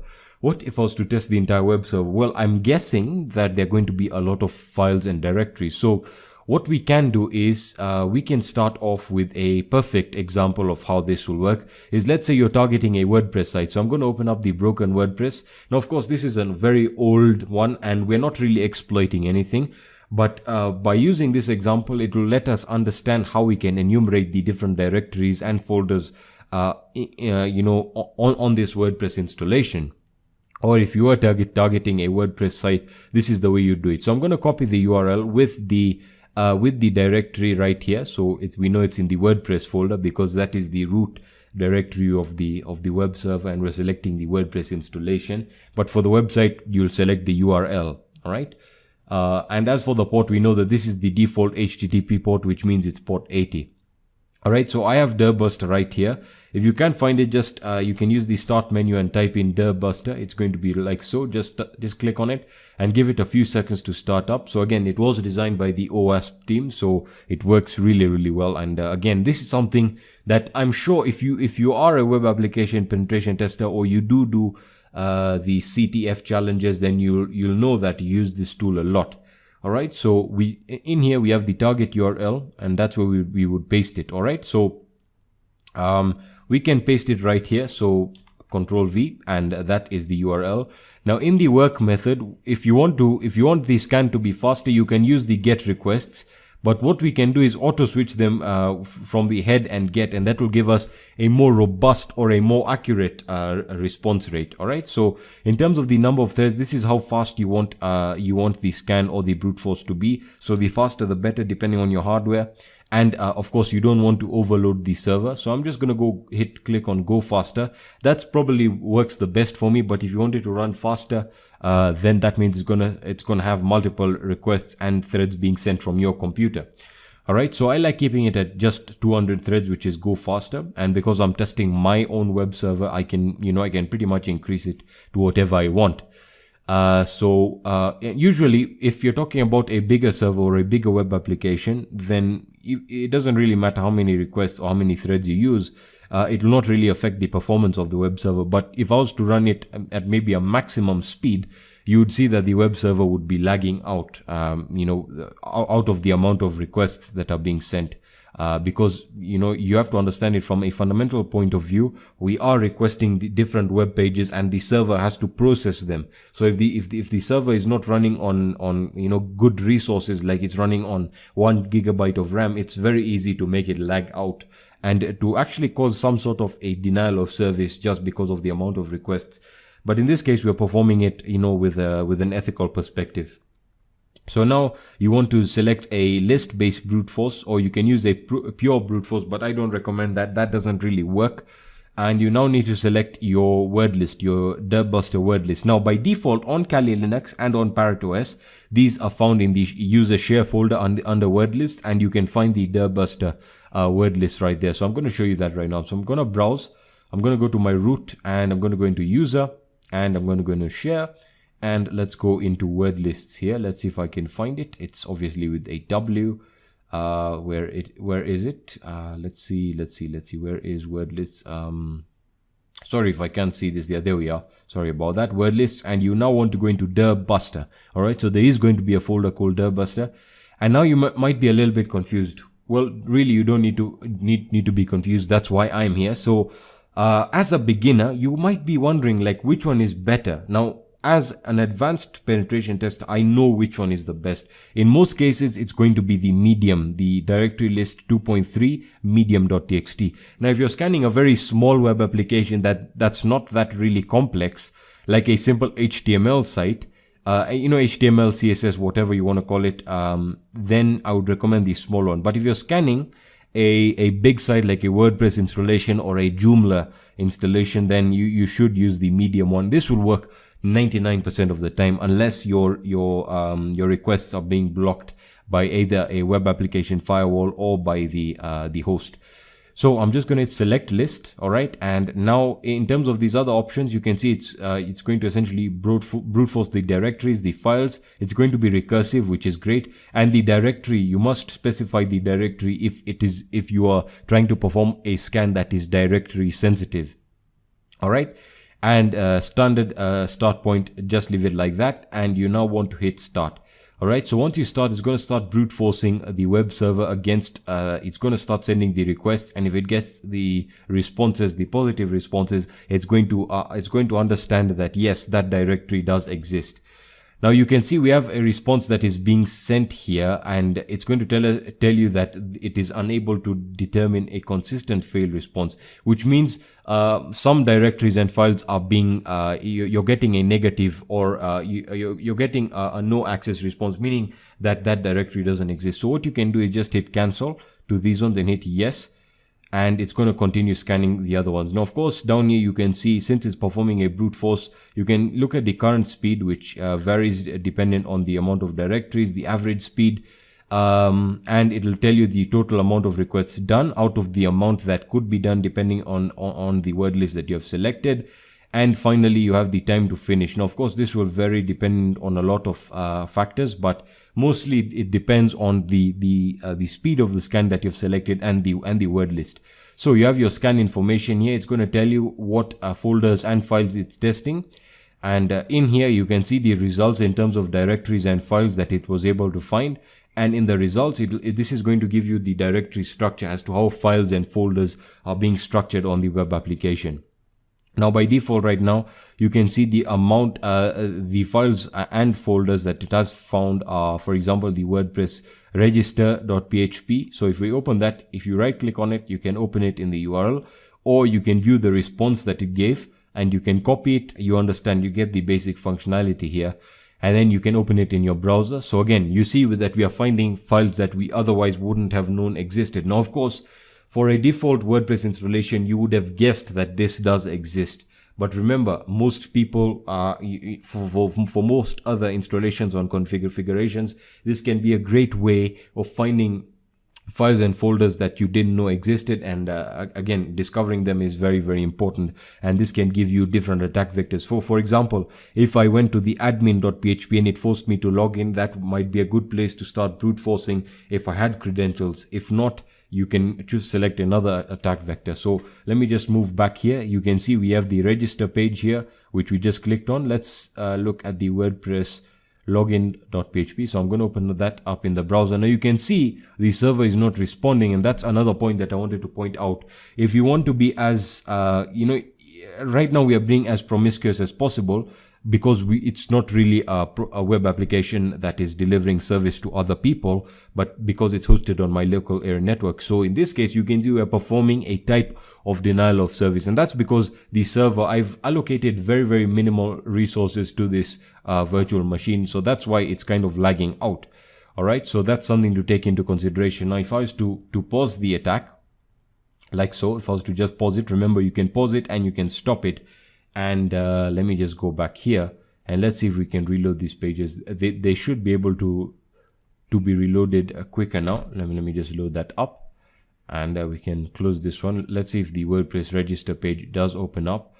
If this virtual, yeah, there we are. So you can see, even though this is a very old WordPress installation, that we were causing it to lag out. So always keep that in mind, that the amount of threads that you select can affect the performance of the website or of the web application, and you don't want to cause any impact to customers if you're performing the test on a real world working web application or website. All right, just something you might want to take into consideration. So we're going to resume it, and of course I'm not going to expect to find anything weird here, although this WordPress installation is designed to be vulnerable. So you can also change the number of threads running right here. So if I wanted it to run, maybe on 10 threads, which is quite slow, that means you'll get the enumeration process will take longer. So it's all about balancing your resources and understanding what you're trying to look for. Now, of course, this can be a very, very useful tool when doing bug bounties or CTF for that matter, especially Hack the Box. We are going to be looking at something that is extremely important and something that should be understood completely, and that is cross-site scripting. All right. Now, before we get started, I'm just going to explain what we're going to be looking at.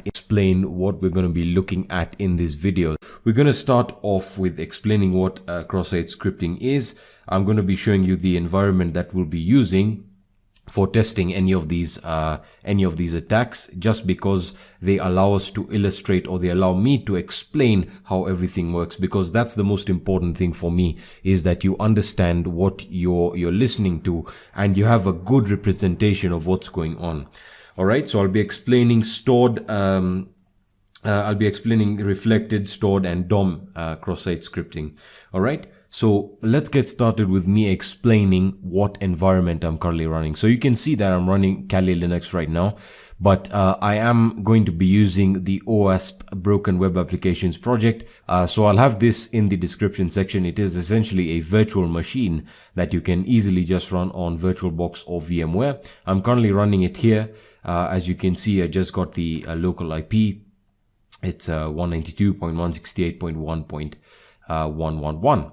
All right, so I have that running, and I'm running this on Kali Linux, and I already have opened up the URL in my browser. So you can see from here, I've opened up BWAP and I've opened up WebGoat, because that's what I'm going to be using to explain each of these cross-site scripting attacks. So if I was to do that, if I was to just open up 192.168.1.111, yours could be different. It should be different depending on your IP configuration and subnet. Then it'll take you to the OWASP BWA, or the OWASP Broken Web Applications project. The latest version as of recording this video is version 1.2. So we will be using WebGoat and BWAP, or the Broken Web Application project, for this demonstration. So the default credentials for WebGoat are going to be guest for the username and guest for the password. And for BWAP, it should give you the prompt right over there. I think it's going to be bug app or something like that, but irregardless, it will tell you what it is. All right, so make sure you open that up and you have that all set up. So I've logged into BWAP and I have WebGoat started up right here. All right, so let me close that up, and we are ready to go. Now, before we even move on into performing these attacks, it's very important to understand what's going on here with cross-site scripting, what it is, how it works, and what are you exactly taking advantage of. All right, now this is where a lot of people make mistakes, and if you want to be a successful web application penetration tester, you need to understand, from a fundamental level, what's going on here. All right, so let's get started. What is cross-site scripting? Well, simply put, it is the process of injecting a script into the parameter in a URL to attack a user of the site, or to potentially attack the server side of the website or the web application. All right, so it essentially is the injection of a script into the parameter of a URL. All right, that's essentially what it is. Now, of course, this may be quite confusing, but don't worry, I'll explain what's going on here. So let's start off with first of all explaining the three types of cross-site scripting. All right, the first one is reflected, and then we have stored and DOM. So with reflected, what's happening here is the data is inputted and then reflected directly back on the screen. So I'll explain this in a second. All right, so if we are to look at this from a fundamental perspective, I'll show you how to access this, how to navigate the BWAP. Just give me a second, let me explain what's going on. So essentially what's happening with reflected cross-site scripting is that the input is going to be stored in the parameter of the URL. All right, and I'll explain how this differs with each type of attack, because many of you will point out and say, well, it's not only to do with parameters, and don't worry, I'll explain all of this. All right, so we can essentially manipulate the parameter of the URL so that we can essentially run a script. Now, what type of script? We can run a malicious script that is based in JavaScript, and I'll explain that right now. So you can see with our portal, you don't want to touch anything here. You can set the security level, but for now, I recommend setting it to low. Not that that's going to hurt anyone's ego, because remember, you have to be humble to begin, and you need to understand what's going on first. So we will open up choose the bug section here, and we want to go down into cross-site scripting, and we want to go into reflected, which essentially deals with the get request. So we're going to start off with that, and this will really make you understand what's going on here. So if I click on that and I just hit hack, all right, so now it's going to give us a prompt here, and you might be asking, well, what do you mean? What exactly is going on? If I was to not enter any details into the into these fields right here, so for example, you can see I just had a suggestion there. That's because I was testing it out. But if I was to hit go, you can see that in the URL, we do have the input here. So you can see the values can be edited directly into the form. So you can see first name has the no value, and then we have the last name, which again has no value, and you can see that it is submitting a form. So what we can do is run some JavaScript code in here. And the most common way of explaining what's going on here, of course, not running a very malicious code right now, essentially explaining and demonstrating that it does work, is I can run a piece of code here. Now, of course, when you put this into a practical perspective, many sites are going to filter the content that you can enter in these fields or these forms, and will essentially will not allow you to run JavaScript code, obviously to protect the site from these type of attacks. But what you can do is encapsulate it or encode it in a different type of language, or as I said, I'll show you how everything or how all of this works. So this right now, being the current security level as low, it'll not essentially encode, it will not verify or validate what we're entering in here, what input is being given.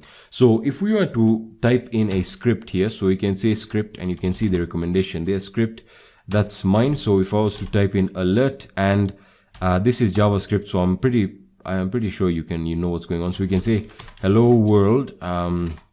This is an example of reflected XSS or cross-site scripting, and we can close that up right now. And then we need to close the script, so we can do that in the next field or the next parameter. Most people like doing it from the start, but this is just to show you how robust this can be. So I type in, I close the script there, and I hit go, and as you can see, it gives us the alert, which is what we used as our form of me showing you that it does work and it will be processed. The input will be processed and will be sent back to you being the client. And we can just hit OK. And that was an example of reflected cross-site scripting using the get method. Now, of course, I can replicate this many times using the other types of cross-site scripting, for example, with the post, etc., etc. We'll be looking at all of that. But for now, we need to understand what's going on here. Now next, we need to look at stored cross-site scripting. This is probably my favorite because of the potential that it does have. All right, so let's go into the choose your bug menu here, and we want to go into cross-site scripting, and we want to go for the blog cross-site scripting, stored cross-site scripting, and we're going to select blog, and I'll explain why in a second.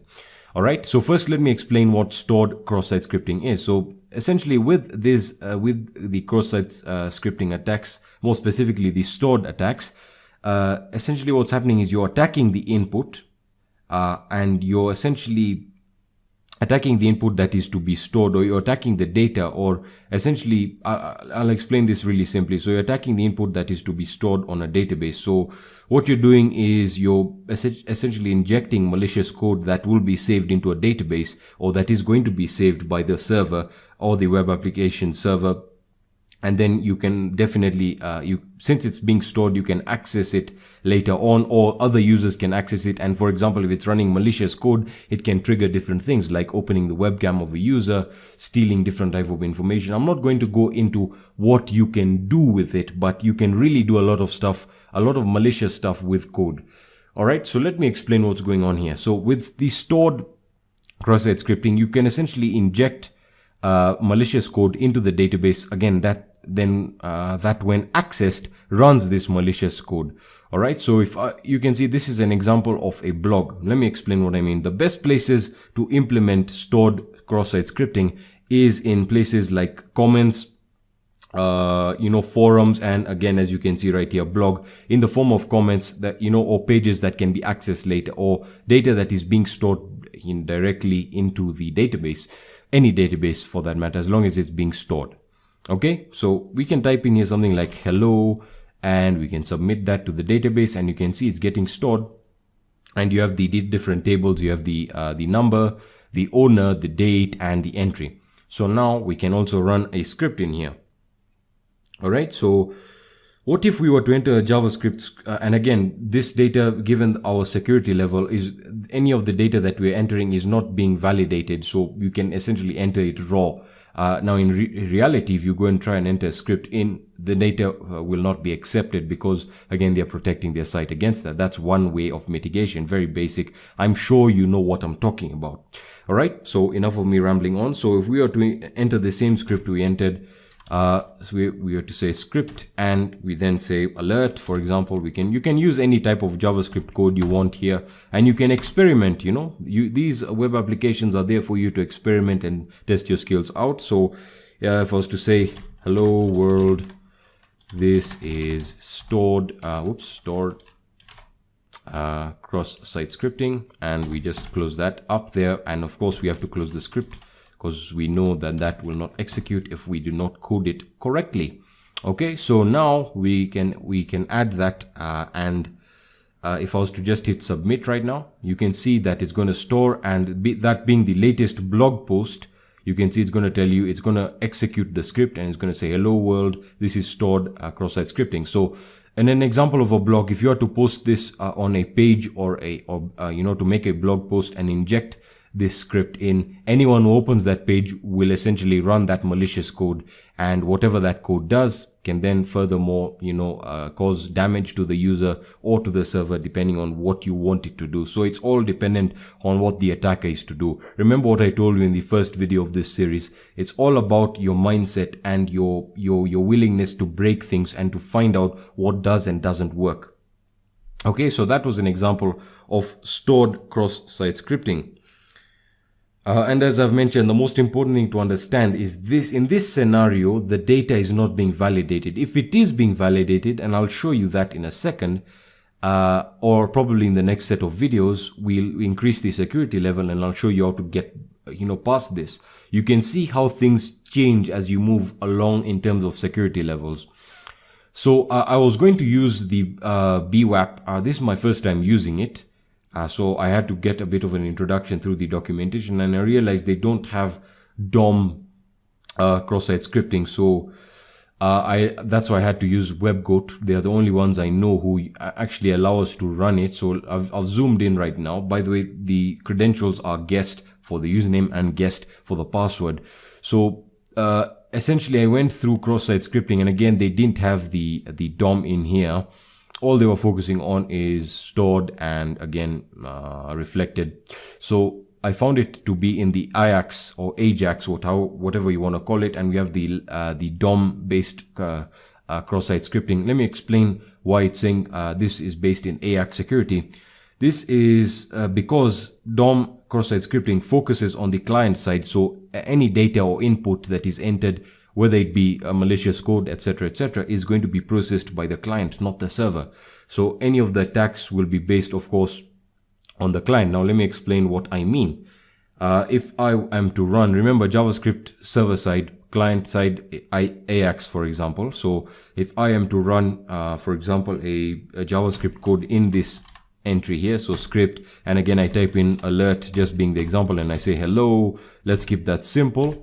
And I close the script here, you can see that we will probably not be left with anything, will not get any result. That's because it's being processed by the client, not by the server. So no result or no data will be reflected back to us. If it was, if it was reflected cross-site scripting, the server processes it and then is reflected back to the client. So if I was to submit here, you can see that nothing happens here, and that it is going to be taken as code. Now, what if we were to enter or use a language that a client can understand? So let's say we were to say, let's see, HTML. What if we were to use HTML? So I can say in here, IMG, for example, this is the way we learned it. So IMG SRC, and we don't have an image source, so we can leave that like that. And then we can use the on error in case we get an error of image, which we will get because the image has no source. On error, we can say that is going to be equal to alert, and then the alert we can then put in here. We can say hello, hello world, and we can close that up. And once we have closed it, you can see that we can close that there, and there you are. So it is going to be processed by the client, and you get the dialog box or the alert with the message hello world. So you can see that with DOM based cross-site scripting, it is all being processed, all the input, whether it be malicious or not, is being processed by the client, and Ajax is one of these languages that can be used. So you can also incorporate Ajax if you wanted to, or test it out. Remember, it's all about experimentation and understanding. I hope that you've got an understanding of what cross-site scripting is, how it can be used to manipulate data, whether it be on the client side, on the database, and how you can easily just transfer data with, bad security in place. Of course, these attacks will be very uncommon now, but again, this was focused on more on an explanation point of view. You are going to be looking at cross-site request forgery, or CSRF. Now, this is an extremely important topic and a big one that I cover it correctly. So for the purpose of this video, I've set up a very unique environment that, at least in my opinion, will demonstrate how to utilize or how to perform this attack. Alright, now I'm just going to give you a brief overview of the environment that I have. Now, of course, you can see I have a few files open here. Don't worry about them right now. Just remember that we'll be using them later on, and I'll be using them really well to explain what's going on here. So you can see as my target, or as my vulnerable system, I'm going to be using, or my vulnerable web application, I should say, I'm going to be using the OWASP Juice Shop. Now, actually no one actually recommended this to me, but I remember that I performed this during a CTF challenge that I went to earlier, I think late last year. I'm not too sure exactly when, but the whole process was involved with exploiting this web application. All right, and in my opinion, this really outlined or really showed off how to perform all of these various web application attacks. In this case, we're going to be focusing on cross-site request forgery. Alright, so I have the Juice Shop running. It's based on Node.js, and it's running on my local host. Let me just show you that right now. There we are. So I haven't logged in or done anything yet, and that's because I'm going to do that with you. So I've set it up. It's running on my local host. Let's get started with this really simple but sometimes complicated topic. Alright, so cross-site request forgery, CSRF. Now, from the name, you can already tell that it's split into two sections. You have your cross-site and your request forgery. So from that, we can get a basic example of what's going on here. We have cross-site scripting, and we are going to be forging requests, or we are going to be manipulating requests. Interesting. So we are kind of understanding what's going on here. Now, the technical explanation for what CSRF is it is an attack that forces an end user to execute unwanted actions on a web application in which they are currently authenticated. All right. So let me put that really simply. All right. It's an attack that will force an end user to execute unwanted actions on a web application. These actions can be anything, but in this case, we're going to be looking at changing the password, and they have to be currently authenticated to that web application, which means they have to be logged in to that web application for this to work, because if they're logged out, then you get the idea, it really doesn't help or it doesn't work. All right, so we use cross-site scripting in this case to perform the request forgery and to get either desired or undesired results. In our case, we're going to be looking at how to change the password of any user that's logged into this web application. And how will we be doing that? Well, we are going to be using CSRF, but the first thing you need to understand is how an HTML form works. All right, and this is very important because first of all, a client will request a page from a server. All right, the server will then respond and give the client the HTML form. The client will then send back the form with the data back to the server. The server will then authenticate and authorize the user, and then will perform the requested action.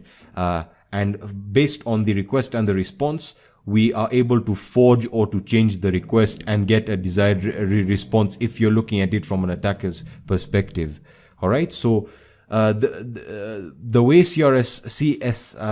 CSRF works, is the attacker will manipulate the victim into submitting the attacker's form data to the victim's web server, essentially performing these requests. In our case, as I've mentioned, it will allow us to change the password of any user on this web application. In this case, the OWASP Juice Shop web application. All right. So now you might be asking, well, if I'm a bug bounty hunter, or I'm practicing to become a bug bounty hunter, how do I go about finding this vulnerability? Well, that's a very good question, and that is the question you should be asking yourself when performing any penetration test. Now, coming back to my environment, I'm running Burp Suite, the community edition. You'll just need the community edition for this one. We're not performing any advanced techniques here because we're essentially just changing. We're just going to be changing the requests to get our desired responses. But once we move on to the advanced stuff, I'll then be using OWASP Zap for our attacks. All right. So keeping things really simple, the way to look for these vulnerabilities is to target the login pages, which we have right here. We can then create the account and log in, and then finally we will be creating our own script to perform the cross-site scripting, and that will allow us to submit the data, or if we send the URL to another user of this web application who is currently authenticated, it will allow us to make them change their password, and then we can log into their account. All right. So this vulnerability is very common on sites with accounts, sites that have emails, passwords, and as you probably would have guessed, there are a lot of sites that utilize this functionality. But remember, most of the sites out there will be protected from this vulnerability. So it's up to you to find these vulnerabilities. All right. So as I've mentioned, we'll be using OWASP Juice Shop as our target. And the reason is because it will explain what I want to explain really well. All right. And we'll be using the Burp Suite Community Edition. Now, as you can see, I'm currently running the Burp proxy. I'm not intercepting any traffic. If I open up Burp Suite, I'm not intercepting any traffic. If I go to the proxy and intercept, I'm not intercepting anything. So it's currently just, I'm just going through the Burp proxy, and all traffic and data is being logged through the Burp proxy. So when it comes down to this little data that I've saved here, I've already created an account. The reason I've done that is to save time, because I don't want to explain everything about it. So I've created a user with the email of test@test.com, and a password of password. So really simple. Again, there's nothing really complicated here. And if you're wondering what exactly does this mean, well, this is a security question with the answer. So the question was, what's my favorite pet? And I wrote in dog. So hopefully that doesn't scare you into thinking that I've gone completely crazy. And then in here we have the script that we'll be using or we'll be utilizing to perform the CSRF on the site. I'll get to this in a second. We don't need that right now. So if I want to log in, I know that the email is test@test.com and the password is password. All right, so let me do that right now. We need to authenticate. So let me log in like so, and I'm going to hit test@test.com. All right, and I'm going to write the password, which is password, and I'm going to hit login. All right, and I don't want to save the password, and there you are. So I've logged in now. Now, as I said, this vulnerability works really well when you're talking about changing passwords, because as you can probably guess, an attacker would be looking to exploit this functionality. Because imagine if we were able to send a GET request to our target with the URL, encoded URL. Of course, we can also use link shorteners if we wanted to do that. And essentially, if they authenticated it, it will allow us to make them change their password simply by clicking on the link, changing their password to whatever we specify. All right. So how do we do this? Well, the first thing we need to do is we need to look at how the GET requests are being sent, and we can do that using burp. So we are just going to change our password. So our current password is password, and what I'm going to do is I'm going to change my password into password. Password 123, and I'm going to repeat it. So password 123, and I'm going to hit change. All right, so the password was successfully changed. Okay, now let's look at how this was processed in burp, or how the request was sent in burp. So I'm going to go into burp, proxy and HTTP history, and I'm going to go all the way to the bottom, and as you can see, we have the GET request right over here. Okay, so the GET request is very interesting. You can see we have the GET request, and it's targeting the following URL, and these are the parameters. So change password, the current password is password, new password 123, and we've repeated it. All right, so now let us perform the forgery here. So I'm going to send this into the repeater. All right, so I'm going to click on repeater, and in here we can manipulate the requests and see what responses we get. All right, in case you did not know about that. But again, let's start off really simply. So we are going to be working with the raw request. We don't want to work with individual parameters, although you could change it, but we are going to be manipulating the request entirely so that it performs what we want to do. All right, so what we can do first is we can test. So let's change, what if we were to change the current password to something like, let's see, test. Let's change it to test, and then we hit go. You can see that the response we get is a 401 error, which means we are unauthorized to make that, and it will give you the message right here. The current password is not correct. All right, that's good. That is good from a web application perspective, which means that this web application is performing validation, and it's not going to allow us to, to just go in and start manipulating any requests and making changes. So from a security perspective, the web application is doing really well. All right. What if I was to change the new password? Let me change this back to password, to the current password, which is what we set. And I changed the new password to password pass123. All right. And I hit go. Again, we get another error. Again, the 401 unauthorized error telling us that the new and repeated password do not match. So yes, the current password is correct. And the only thing that we're getting an error is the new password and the repeated password are not correct. So interesting. What if we want to change the password into password 123, and we can repeat that again. So we want to confirm this. So password 123. Actually, hold on. So I'm going to say password 123, and now let's see what this tells us. This should verify it, but let's see if this works. So you can see, yes, that does work. And we know that this works because that's what we did. That was the original request. But what if we do not know the current password of the user? Remember, we're going to be targeting other users of this web application. So what if we get rid of, and this is this is the way penetration testers go about it? What if we get rid of stuff? So what if we get rid of the current password? All right, and now essentially the get is targeting change password with the question mark here, essentially requesting, and we're only entering the fields or parameters new and repeat. What if we do that and we change them to password 123, pass 123 and pass 123. Let me hit go. You can see, yes, it does work.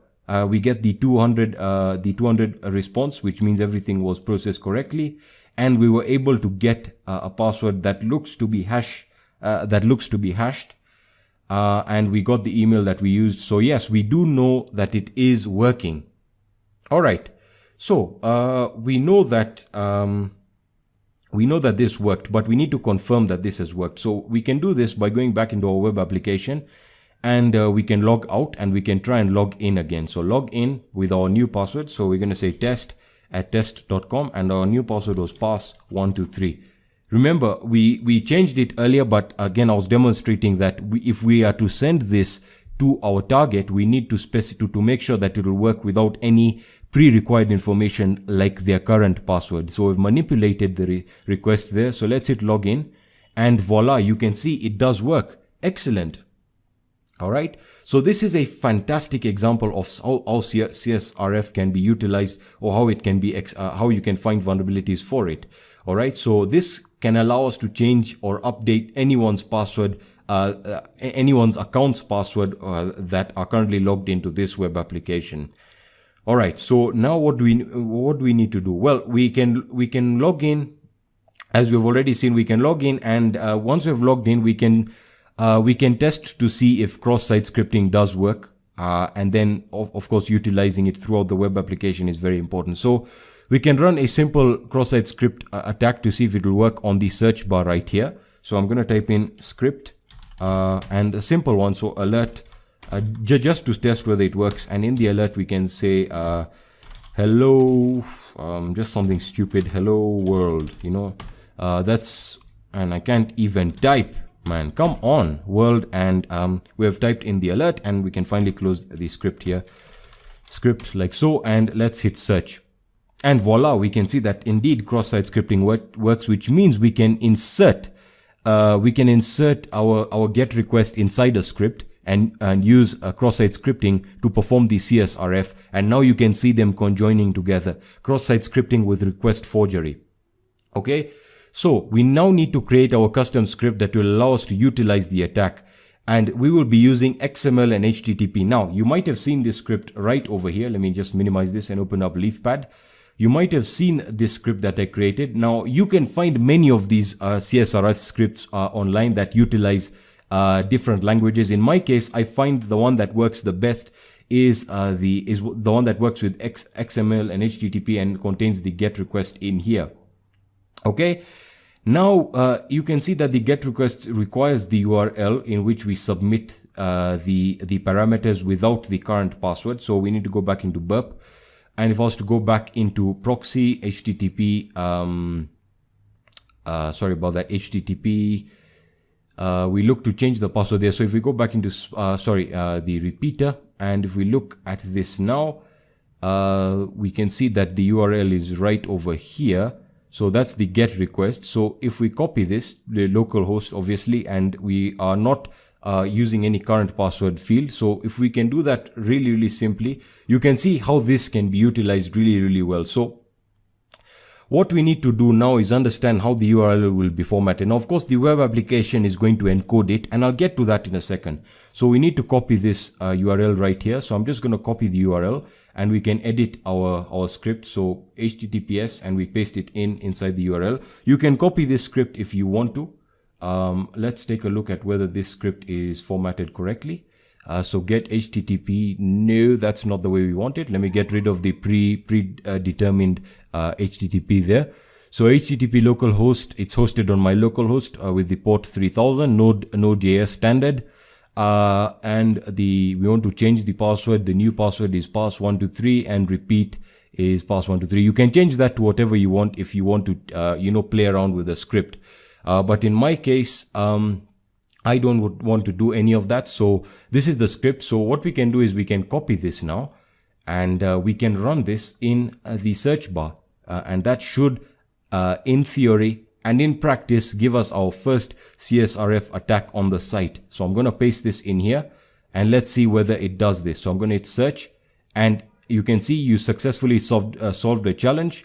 Error handling, provoke an error that is not very gracefully handled. Again, this is a fantastic web application, vulnerable web application that is awesome for practicing your web application penetration testing skills. Now, I talked about the URL that you should send to your target, and that is the URL that will essentially make them change their password without them knowing, given that they are logged in to the web application or they have an account. It will not work if they've not logged in. All right. So that's very important to understand. And many people just, forget about this. Now, again, if you could have done this, I can log out again, and I can log in, try and log in now. And I can type in, for example, test. I just want to show you something very interesting here. Test. And I can change the password. We already changed it to password 123. Now, before I do that, I can just inspect the element here, and I'm going to hit login, and I just want you to check something out. All right. Now, let me just expand this a little bit here. If we were to look at the network, this will essentially show us all the GET requests. So if I was to hit login, you can see that if we are to look at the GET request here, the login GET request, you can go ahead and look at the exact format in which it was sent. You can look at the cookie. It should give you the authentication token. I'm not too sure. It should give you the authentication token, but that's something for another day. I don't want to complicate you guys. You can look at the cookie if you want to, and you have all the responses right here. So there we are. There's the authentication token, and you can see something very interesting in regards to the token. All right. So let me show you this right now.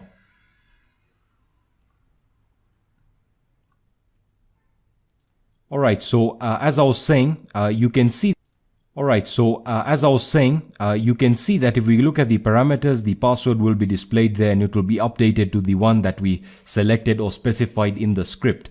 All right, so remember, if you want to customize the cross-site scripting attack, you can do it through your script. And where is LeafPad here? So there we are. So you can change the password. As you see, we just got rid of the current password parameter, which is a vulnerability on the site, but you can change the password to whatever you want. And now you might be asking, as I've mentioned, what link do you send to the target? And that is very, very simple. If I was to run the script again, and I change the password to maybe something else like password 124 or 345, sorry, 45. Let me just add that to the password, and I run the script on an authenticated user, which is me. So let me copy that, and it should change my account password. And you can see once I log out and try logging in, it will have changed it successfully. So let me just run it in here. So I'm going to paste the new one in here, and I'm going to search, and there we are. So now it's changed my password, and if I log out and I try and log in with the old password, which is password 123, you can see, whoops, sorry, I think I typed that in wrongly, 123, like so. If I log in, there we are. You can see that we entered the new password and it did work. Fantastic. So we were successfully able to execute the script. And again, if I just run the script again, this is the URL that you will send to your target. All right. So if I just copy it and I inspect it in my LeafPad here, I really love LeafPad. I don't know whether you guys love it too. If I just inspect it, you can see that this indeed is a URL. And if the web application was being hosted on a server outside my local area network, it would give you the website name, the port if it is port specific, and the URL here, which as you can see is encoded. So what I would recommend is that you copy this link here and you use a link shortener like Bitfly or any of the other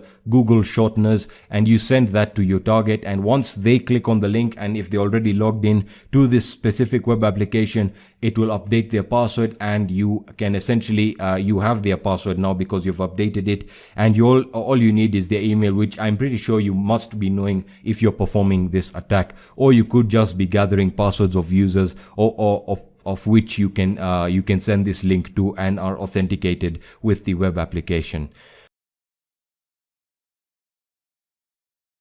We're going to be taking a look at session management, and in this video particularly, we'll be looking at cookie collection. All right, so as you know, you probably would have known what a cookie is. Now, there are three types of cookies that we really need to be focusing on in this section, and we'll be focusing on in general. The first one is the session cookies, which I'll discuss in a while. We then have the permanent cookies and the third-party cookies. So third-party cookies are really all to do with third-party APIs that may be used. So for example, if you're on a website that utilizes Flash Player, you may find some cookies that are related to the Flash Player. So it's very important that you understand how to collect these cookies. And as well, we'll be looking at reverse engineering them, but not really tampering with them, because I first want to explain to you guys how everything is done, and then we can move on into finally tampering with them and seeing if we can change them to give us access, to give us different type of access. And where this comes into play is when we're talking about session cookies. And in the session cookies, we have the authentication token and the unauthenticated token. So all to do with your access on a web application or on a website. Okay, so essentially all the cookies that you can probably ever get when you visit you get when you visit a website, they are generated when you visit the website, and furthermore, the cookies change when you authenticate with the website and you log out. All right, so when you log in, you get a different set of cookies, and when you log out, you get a different set of cookies. This is where the whole idea of session management comes into play and how cookies are utilized for this system. So I'm currently running OWASP's Juice Shop. So I showed you guys how to set that up. Let me know if you found it helpful. So I have it set it up, and I have it open up in my browser. Now what I'm going to be covering is how to collect these cookies and understanding the difference between an unauthenticated cookie and the authenticated cookie. So usually what I have or what I use to my advantage is, if you're using Google Chrome or Firefox, you can get a cookie collection or a cookie editor add-on that allows you to edit the cookies. But as I said, we're not going to be looking at editing them right now because we don't know what to change in them. This video is going to be focused on collecting them and then analyzing them to see what information they have within them. Alright, so I reset this, the OWASP Juice Shop, and the reason I did that is just to start off fresh. And as I said, we're going to be using this for performing all of the examples that I'll be showing you so that we can learn all the concepts. So I'm just gonna, but before we log in, I just want to show you the first set of cookies that we'll get when we visited the site. Don't worry about the other links, we'll get to them in a second. Alright, so I'm using the cookie editor right here. You can find this same one for Firefox, that's what I'm using. There are also other ones for Google Chrome, if you want to do that. And in addition, we're not going to be using any proxy like Burp Suite or the OWASP Zap right now, because we're just focused on using the browser tools and of course these add-ons here. So what I can do now is, if I just go right click and I hit inspect element, we have the developer tools right here. And if we are to go into, once you've installed the cookie editor, you can directly go into storage, and in storage you'll get the cookies here and other values right here. But if you it'll be better for you to understand what's going on if you go into the cookie editor.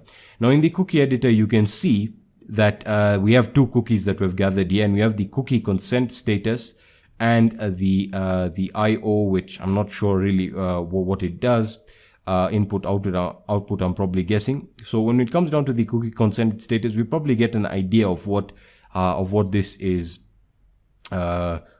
asking us. So when I opened up the website, it gave me a prompt asking me, like all websites will ask you in 2018 to do, is to accept their privacy policy in regards to their use of personal data and cookies. And the reason is because cookies can log or have a lot of information about you. They contain a lot of information about what you've been doing. So this is why I've created this right now. Before we move along, it's very important to understand their role in session management. Okay, so we need to look at the authentication tokens, because that's where most of the magic happens, as you would expect. So let me just close this up and let me just log in. So let me just use the password there, the email that I used, and the password like so, and let me just log in. I don't want to save the password. So I've logged in now, and if I inspect the element again, you can see in the cookie editor, let that load. It usually takes a while to load. There we are. We have the token. Now the token, this token is an authentication token. All right. So when it comes down to reverse engineering a token, for example, let's use this as our example. We're essentially testing it for vulnerabilities, similar to a penetration test. Now you might be a little bit confused. You might be asking, well, what do you mean by this? How can we perform a penetration test on this token? Well, this token is encoded. All right. So this is, if we just copy this, I don't know whether you know about this, but this is a JSON web token. All right. So it is a JSON web token, and you can use the JSON web token decoder. I'll be posting this link in the description. This is the one that I prefer to use. If I am to paste this in here, and you can see once I've pasted it in here, it's going to give me all information, and I'm going to help you understand what we've just done. So essentially what we have done is we have reverse engineered what this web token is all about. So now we need to look at what it contains and what type of authorities or privileges it's giving to us, because remember, this is an authentication token and it is unique to us, because this will determine whether or not we're logged into a site or we're logged out, and what access we have on the website. I'm pretty sure you already know that. All right. So when it comes to the header, now this is very important. I've seen many web people claiming to be bug bounty hunters, and they don't understand how the web token is even structured. What is the header? The header is separated from the payload. This is the header right here. Up until the first full stop, that is the header. It's very important to understand that, because they are separated from each other. In fact, the JSON web token is sorted into three parts right here. You have the header, you then have the payload until here, and then finally you have the signature, which is right at the bottom here, which is also separated from the rest. Okay, so when it comes down to the header, all right, the header is going to give you the type of the token. In this case, we know it's a JSON web token.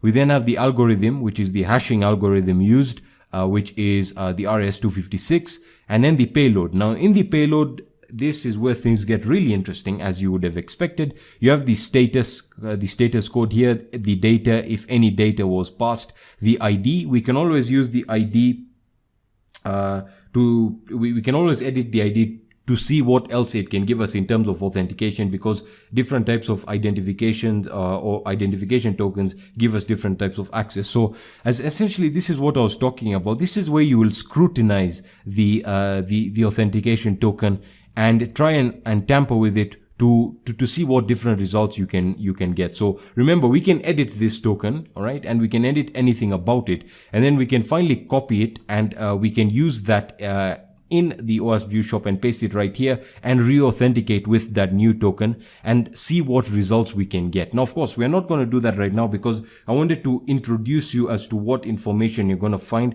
and what exactly is going on here. Okay, so one step at a time. So you can see that something interesting props up here. Something extremely interesting.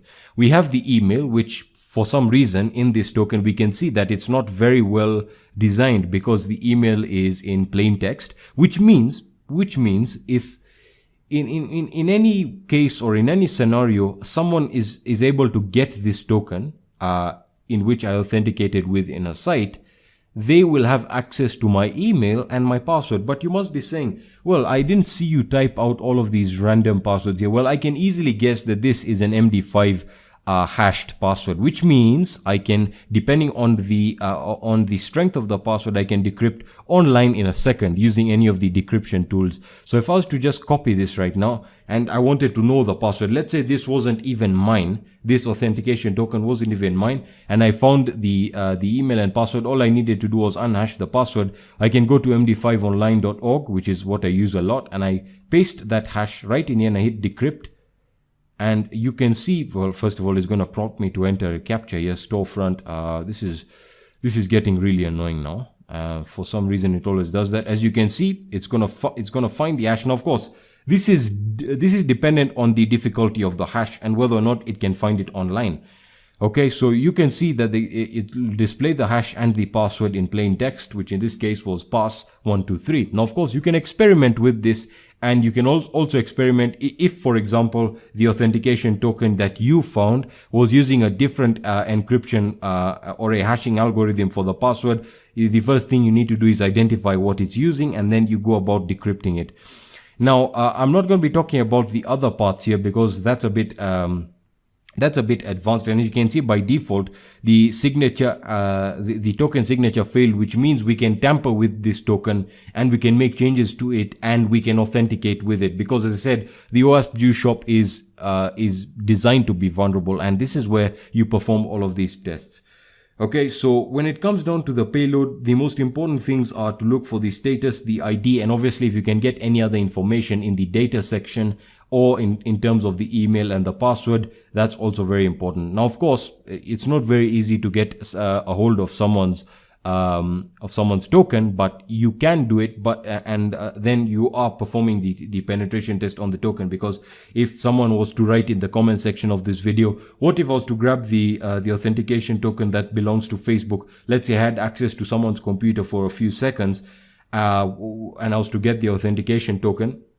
What would I be able to do? Well, first of all, you have to test the security of that token, and I can guarantee you that their tokens are going to be very well secured, and performing the penetration test on them will be a different ball game. So we'll be looking at changing them or tampering them to give us different types of access.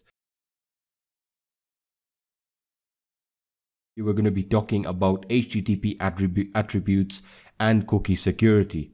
I am currently running OWASP Juice Shop, and what I did is I started a fresh new instance. So I unzipped a new OWASP Juice Shop. That's because I wanted to start afresh. Now, of course, in the previous video, we looked at cookie analysis and tokens. But now we're going to look at how, at the security aspect of how these cookies are secured, and how, how cookies are stolen and how these can be exploited with other exploits or functionality like cross-site scripting. Now you'll get to what I'm saying in a few seconds. So I have OWASP Juice Shop running, and I've created the same user and password as I did last time. So it's test@test.com, that being the email, and the password is password123, just so you know. And I'll do that right now. I'm just going to log in. As you can see, test@test.com, and the password is password123. So let me just log in, and there you are. So I've logged in and I haven't solved any challenges. So when we talk about cookie security, what do I mean? Well, this can be done or can be inspected really easily. Now, of course, for this, you're not going to need any of the browser extensions or add-ons, because we'll just simply be inspecting the element here. So if we open inspect element and go into storage, and we go into cookies and select the site, which is on localhost, you can see that if I was to click on, for example, the token, and we just look at the data, that we can see within the token, if we go to the HTTP only section here, you can see that that is set to false. Now, what does that mean? Well, that means that we can potentially exploit this cookie and its storage location, in the sense that it is not secured. Now, I'll get to why and how this is happening in a few seconds. All right. So if the value is set to false, it means that the cookie can be accessed and written to. Now, how can one use this, for potential attacks or cookie stealing as we know it? Now, if you are an advanced web application penetration tester and you know about cross-site scripting, you know that usually attackers will use cross-site scripting to steal cookies by sending you links that then by sending you links to pages on the site that you're already authenticated to, that have the malicious JavaScript code that will then send your cookie, your authentication cookie with your token, etc., to their attack server, and from that they can then use that to authenticate into your account. It's not common, because mostly the cookies are usually secured. Now, you will run into sites that have this, and this is a very, very big vulnerability in terms of severity. So if you're a bug bounty hunter, this is in the medium to low category. So not really a big exploit, but still, a very, very big problem that many, usually I would like to say rookie developers miss, especially when dealing with huge frameworks like Node, etc. I'm not going to get too deep into that. So you can see that the HTTP only is set to false. Now, what does this mean? This means that we can utilize a lot of functionality to exploit or to display the token, or even more, to send my cookie or my token, whatever you want to call it, to a server, or to save it, all right, to grab it, to steal it, simply put. So how can we exploit this? Well, we can use cross-site scripting, and this is probably the most used method for this. And to do this, we can simply we can use any of the we can use the search, or we can use the contact, but I like using search because usually it is unfiltered. Now, when I say this, many of you will say, well, most of the big sites. Well, I'm not talking about the big sites. The big sites obviously have to take this into consideration. I'm talking about sites that are developed by small teams. They usually don't take this into consideration. So if I was to just type in a simple cross-site scripting script that will essentially display my cookie right now as I'm authenticated. So to do that, I'll just type in script. And for this, we're using an alert here to display to us. So alert, and we're going to say document, document.cookie, and then we're going to just close the script like so. So this will display our cookie to us. Not really helpful, but you can imagine if we were to have this permanently posted, for example, as a post here, and then whenever we send that link to someone and they click on it, we can customize this JavaScript code to send their cookie to our web server. And once we get their cookie, you basically know what's going to happen there. So if I hit enter to search, you can see that it's going to display our cookie and our token.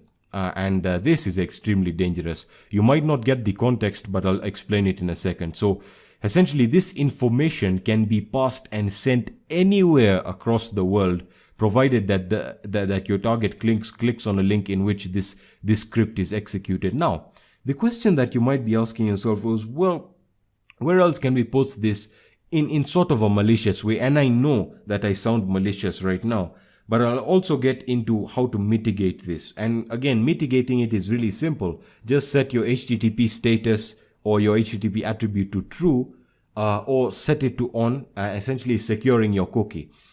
Now, you can see that once we have this, you saw in the previous video what we could do with such information and what info it contains in regards to the user, and how we can crack the password.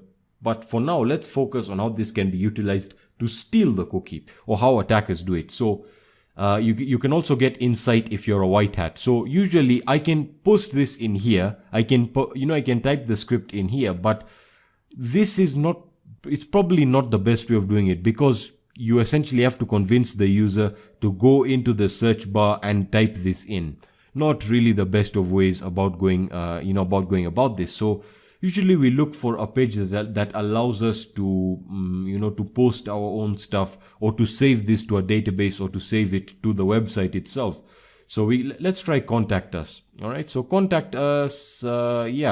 That looks like a good place to start. So in the comment, it's already added our author for us. So in the comment, we can enter our script in here, and this will probably be saved, but we have to test it. Now, of course, the cookie stealing JavaScript code is not something that I'm going to be telling you how to do. You can probably perform a lot of Google searches.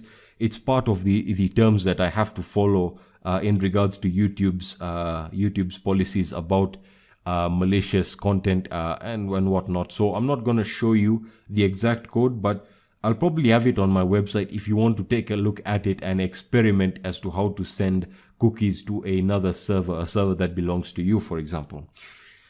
To do this, so now essentially what I want to do is I want to save this script into their contact section, because I believe this is saved. If I looked at the structure, and indeed this is saved. So the script is quite simple. So we can say we can give it a title, because I know the feedback is left like that. So we can say script test, and we can close the script here. So script, but then we have to include the actual JavaScript code. So yeah, so let's include this script within the main one. So script, and then once we close this one, we can then use the other script. So yeah, script oops, script in. You can copy this code if you want. By the way, let me just zoom in because a lot of you had actually talked to me about that you couldn't actually see the code. So script, and now we want to bring out the alert. Now, of course, as I said, this is not really useful because all you're doing is displaying the cookie to the user themselves once they visit this page. So you probably get the idea.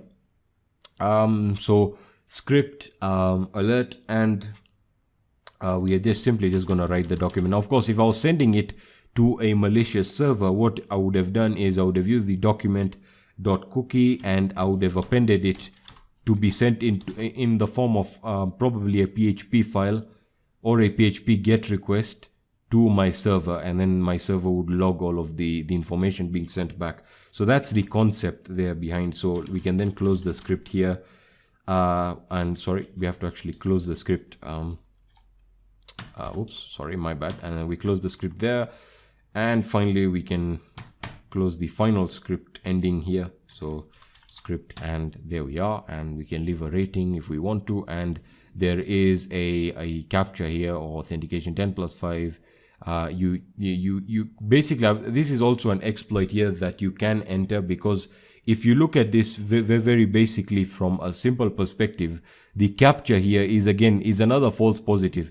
And again, I know I'm dragging this, I'm dragging it a lot, but what I'm trying to explain here is if you are going to be performing a penetration test on a website, you need to understand that from the perspective of false positives, you should not go after the big exploitations or the big exploits first. All right. So if I submit this, as I know the structure of the OWASP Juice Shop, this will be submitted to one of the pages in which after I click, or any other user who is authenticated clicks, will run that script or this script, and their cookie will be displayed on their screen. And if you want to manipulate or use your own script to send their cookie to your server, by all means go and do that. I'm not condoning it. So that is 75, and I hit submit. And that's the wrong captcha. 10+5, actually 25. Yes, brackets of division, multiplication, addition. You guys must be thinking I suck at maths. So that is 25 plus 5 plus 10. Sorry, that's 35. 35, and I submit that. Oops, we have to actually type our code back in. Sorry about that, guys. So we can just type in script, and we're simply testing test. And then after this, we can close the first one and script here. Oops. Sorry about that. My keyboard is quite of a distance from me. Alert, and my spelling mistakes are really annoying. Script, and finally we can use the document. My God, man, my typing. Document.alert.cookie. Sorry, we have already sent the alert. We would use the document.alert would essentially display the entire web page. Document.cookie. And in here we close the first script, the initial script, and then we close the last one here. So script, and we close that right there. And finally we can give this a rating, and we submit, and that should submit it. I don't know what the issue is here. And there we are. Was for some. All right. So there we are. Thank you for your feedback. So it did submit it there. Let me zoom back out. Now you can see that where would you go to launch this script? That's that will be the question that you might be asking. So in this structure, you can pretty much experiment with all the other pages. And again, I do recommend that you use directory discovery tools like Dirbuster or GoBuster, whatever is comfortable for you. So with this in mind, if first we just click on About Us, you can see that is where the feedback in regards to contact is stored. So there you are. There's the cookie. And if I was to have implemented a script that would send the cookie to my server, once I accessed this page as an authenticated user, it would send my session ID, all of that good stuff, to my web server, and I would be able to crack the password and authenticate with your account. As simple as that, without ever knowing your password, without ever trying to have guessed it, without ever trying to have exploited your system. I exploited the web application, and because of the inability of the developer of the web application to secure the cookies, I was able to get into your account, and God knows what else you can do in that person's account. And this is, this is tribute to all my Facebook hacker friends out there who think hacking Facebook is about cracking and brute forcing. There you go. Web applications can be cracked in or can be exploited in different ways. Now, of course, as I said, it's going to get really exciting as we move along with Juice Shop, and that's the reason I'm using it, because it explains how this can be done on a real website. And yeah,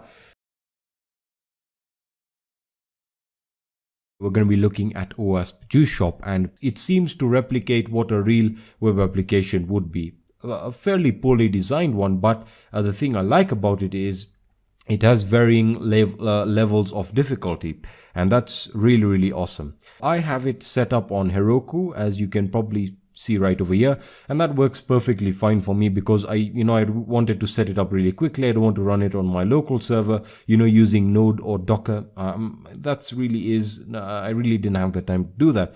But if you want to, you can use Heroku, and it should be free for you. So yeah, definitely go ahead and give it a try. And you should have an instance set up for yourself, so you can go ahead and do it. And it's giving us a prompt here telling us that this website uses fruit cookies to ensure you get the juiciest tracking experience. Now, from my experience, I would hit accept the cookies, because essentially that's what keeps track of your progress.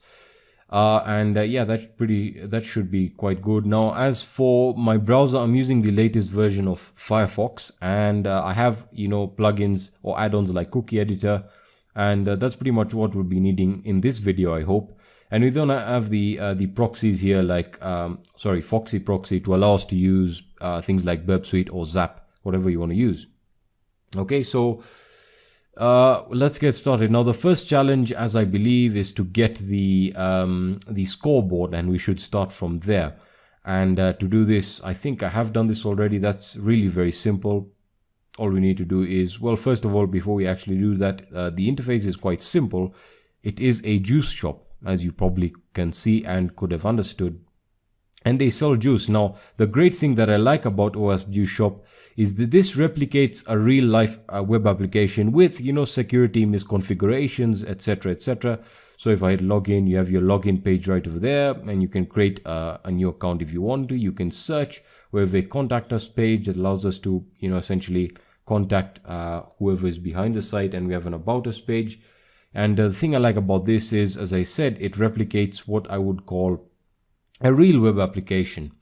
Now, when we talk about the scoreboard, I think that can be accessed really, really quickly by going into scoreboard like so. So, we can just hit scoreboard, and if I hit enter, that should give us the scoreboard. All right, so it gives us the notification once you've completed a challenge, and the reason it does this is to notify you of your progress. Remember, this can be considered a capture the flag type of challenge, but I wouldn't call it this. I think this is fantastic for essentially explaining the concepts here. Alright, so let me explain how the scoreboard essentially works. Alright, so your scoreboard is as follows. Sorry about that if you heard my phone. It always seems to do that. So we have the challenges sorted in terms of difficulty. So we have a 1 star, 2 star, 3 star, 4 star, 5 star, and 6 star, and they all have various challenges within them. So for example, the difficulty is sorted in terms of stars. So you get the idea. 1 star is quite easy. 2 stars, not so easy. We have 3 stars. Things are getting a bit sweaty here. 4 stars. Now we're talking. 5 stars. I'm banging my head on the wall. And 6 stars, that's going to take you probably a few days or hours, depending on your determination. All right, so you can see it also gives you the challenge names here. So if I click on the 2-star challenges, you can go ahead and look at the challenges there. And I think in the previous videos we covered a lot of the 2-star and some of the 4-star challenges. That's what I wanted to go through. So the 3-star challenges are where things get really awesome, because it tells you to start logging in with other users, and there's a bit of cross-site scripting. I'm not going to go through all of that. Let's start off with what we can do. Alright, so the first challenge in the first star is access the administration section of the store. Alright, so I'm guessing we have to try and log in. Now, I think I've done this. This is the first challenge. We have to access a confidential document, provoke an error that is not very gracefully handled. Not too sure what that is. Let us redirect you. I'll try and cover as many as I can in one video. We have cross-site scripting attack. This was simple. I think we covered this. So yeah, we can pretty much run that in one of these right over here. So script and alert, as it already gives you hints. These are very, very easy. So you can just say test. Have I given the, oops, sorry, my bad. So yeah, there we are, test. We close that up, and we also close the script right over here. And we hit enter, and there we are. So that is one of the challenges solved.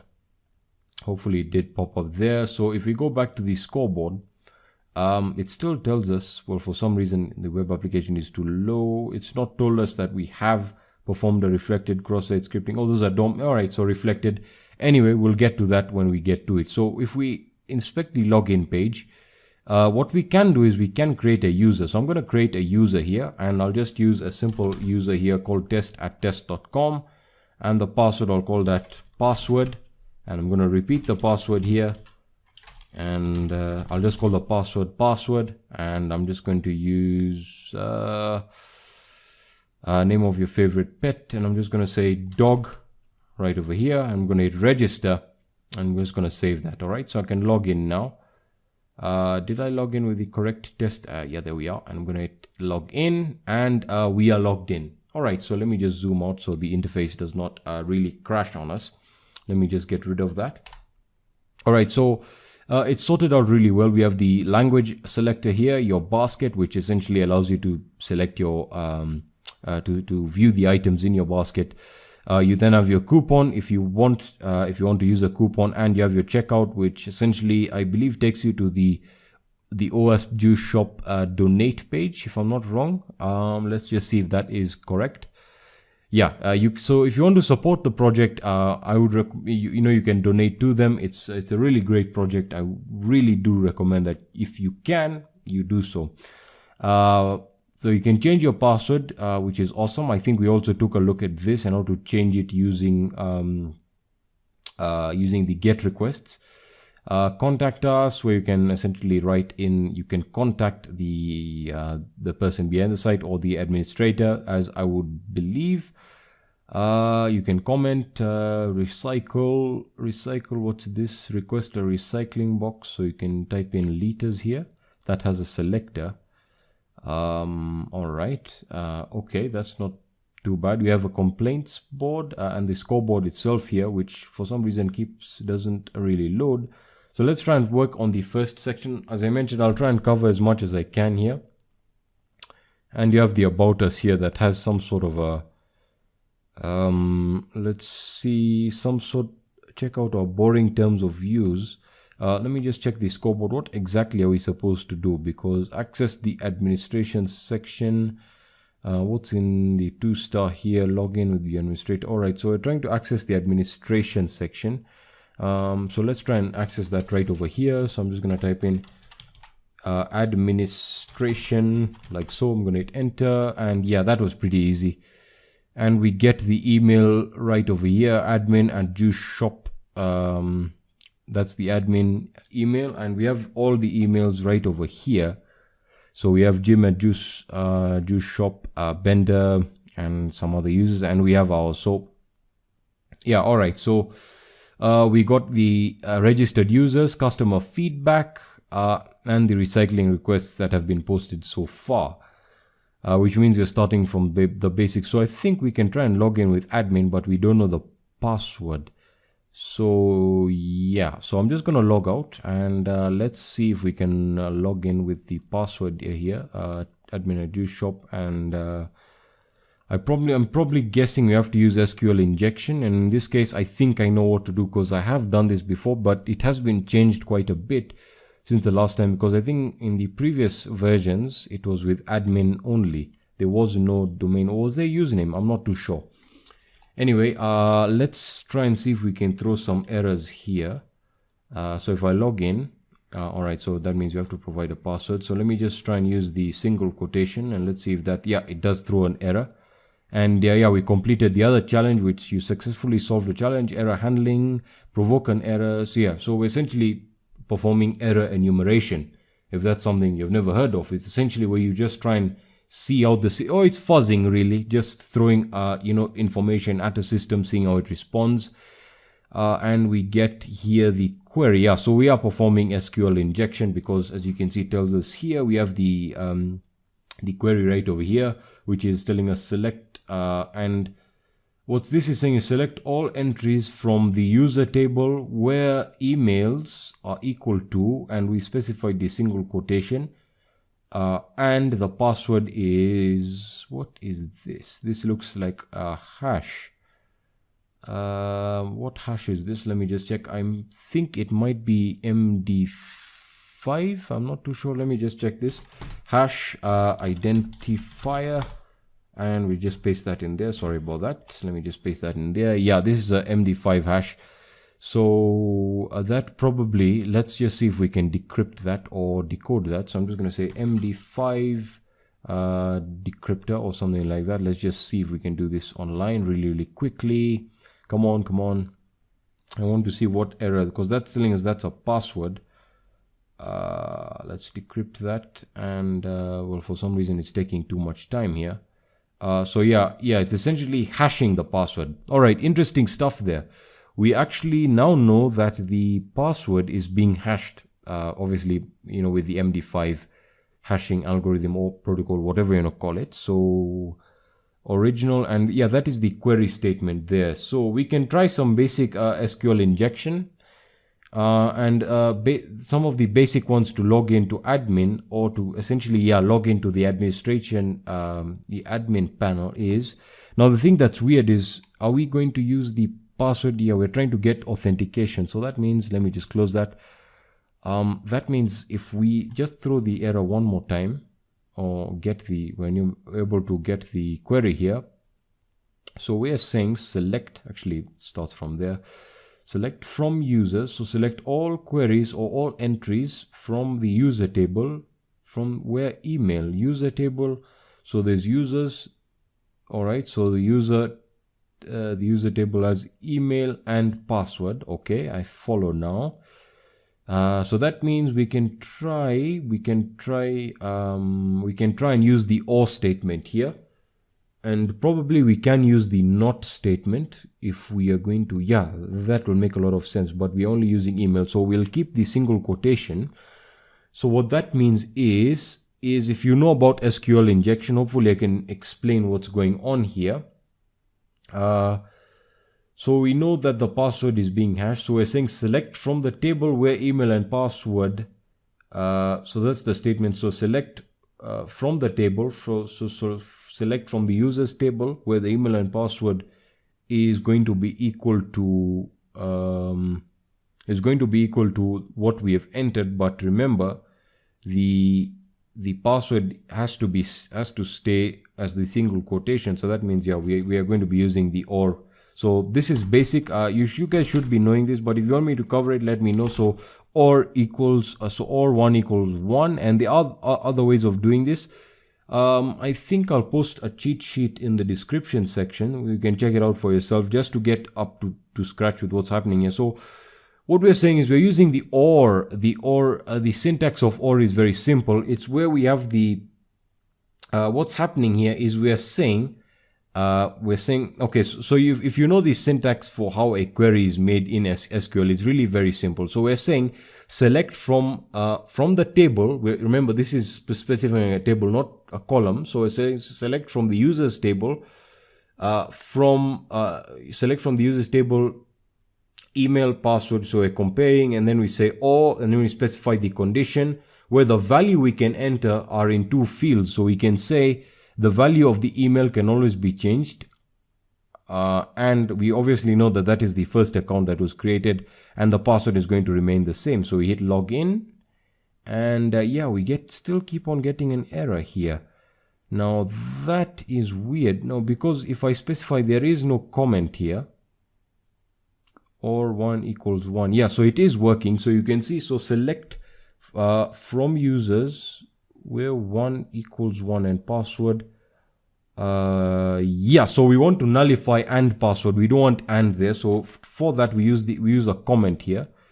And there we are. Excellent. So we're able to log in to the administrator's user account. All right. So let me explain what happened there. So as I said, the syntax or the query was as follows. So we're selecting from the users table, we're selecting the email and password and comparing them to each other. So they have to match. So we're performing a query, a simple query. And what we said is or, that's a conditional statement. So we're saying or, we specify the condition where the first value is going to be equal to the first one is going to be equal to 1, and we nullify the password where the password, so essentially removing authentication, and because we are including the comment syntax for SQL.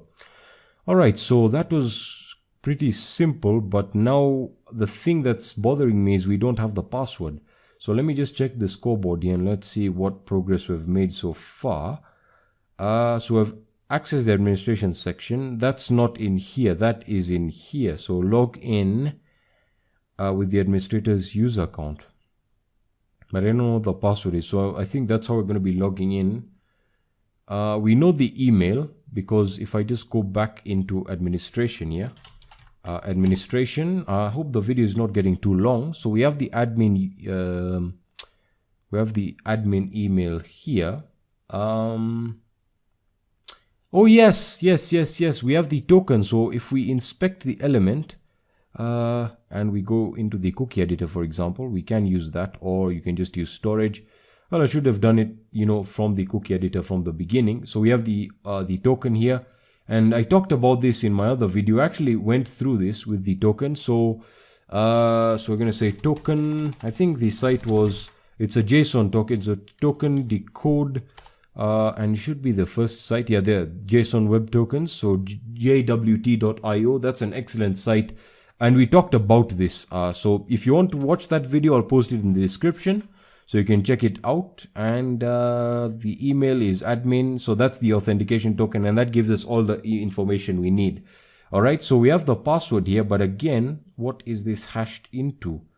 That looks like MD5 again, but let me just confirm and let's see what that gives us. So the password is hashed as we know with MD5. So let's just confirm hash identifier because there we are. Yeah, it is MD5. So let's just decrypt that one more time. So I'm just going to paste in that hash there. I'm just going to decrypt. Let's give that a few seconds. Oh my God, man, all the traffic lights. And let's hit verify.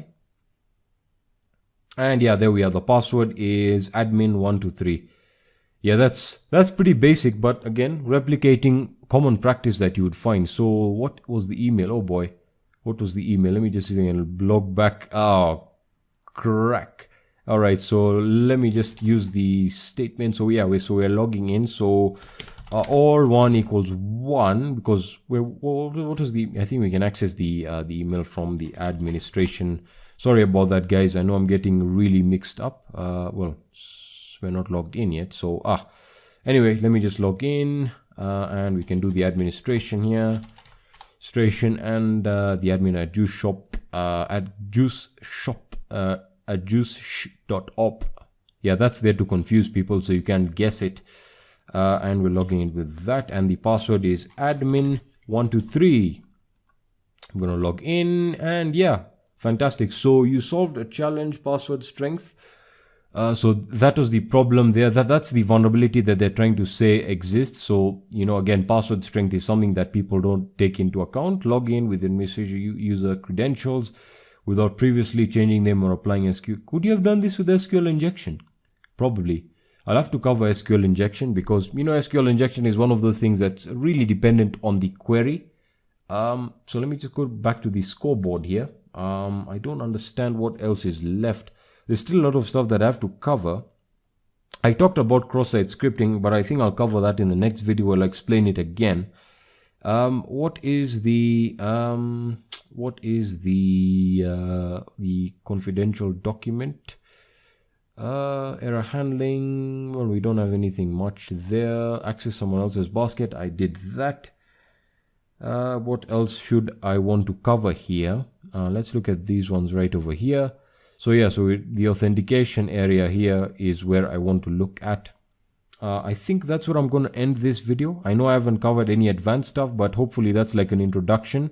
So we have been able to log into the administrator's account.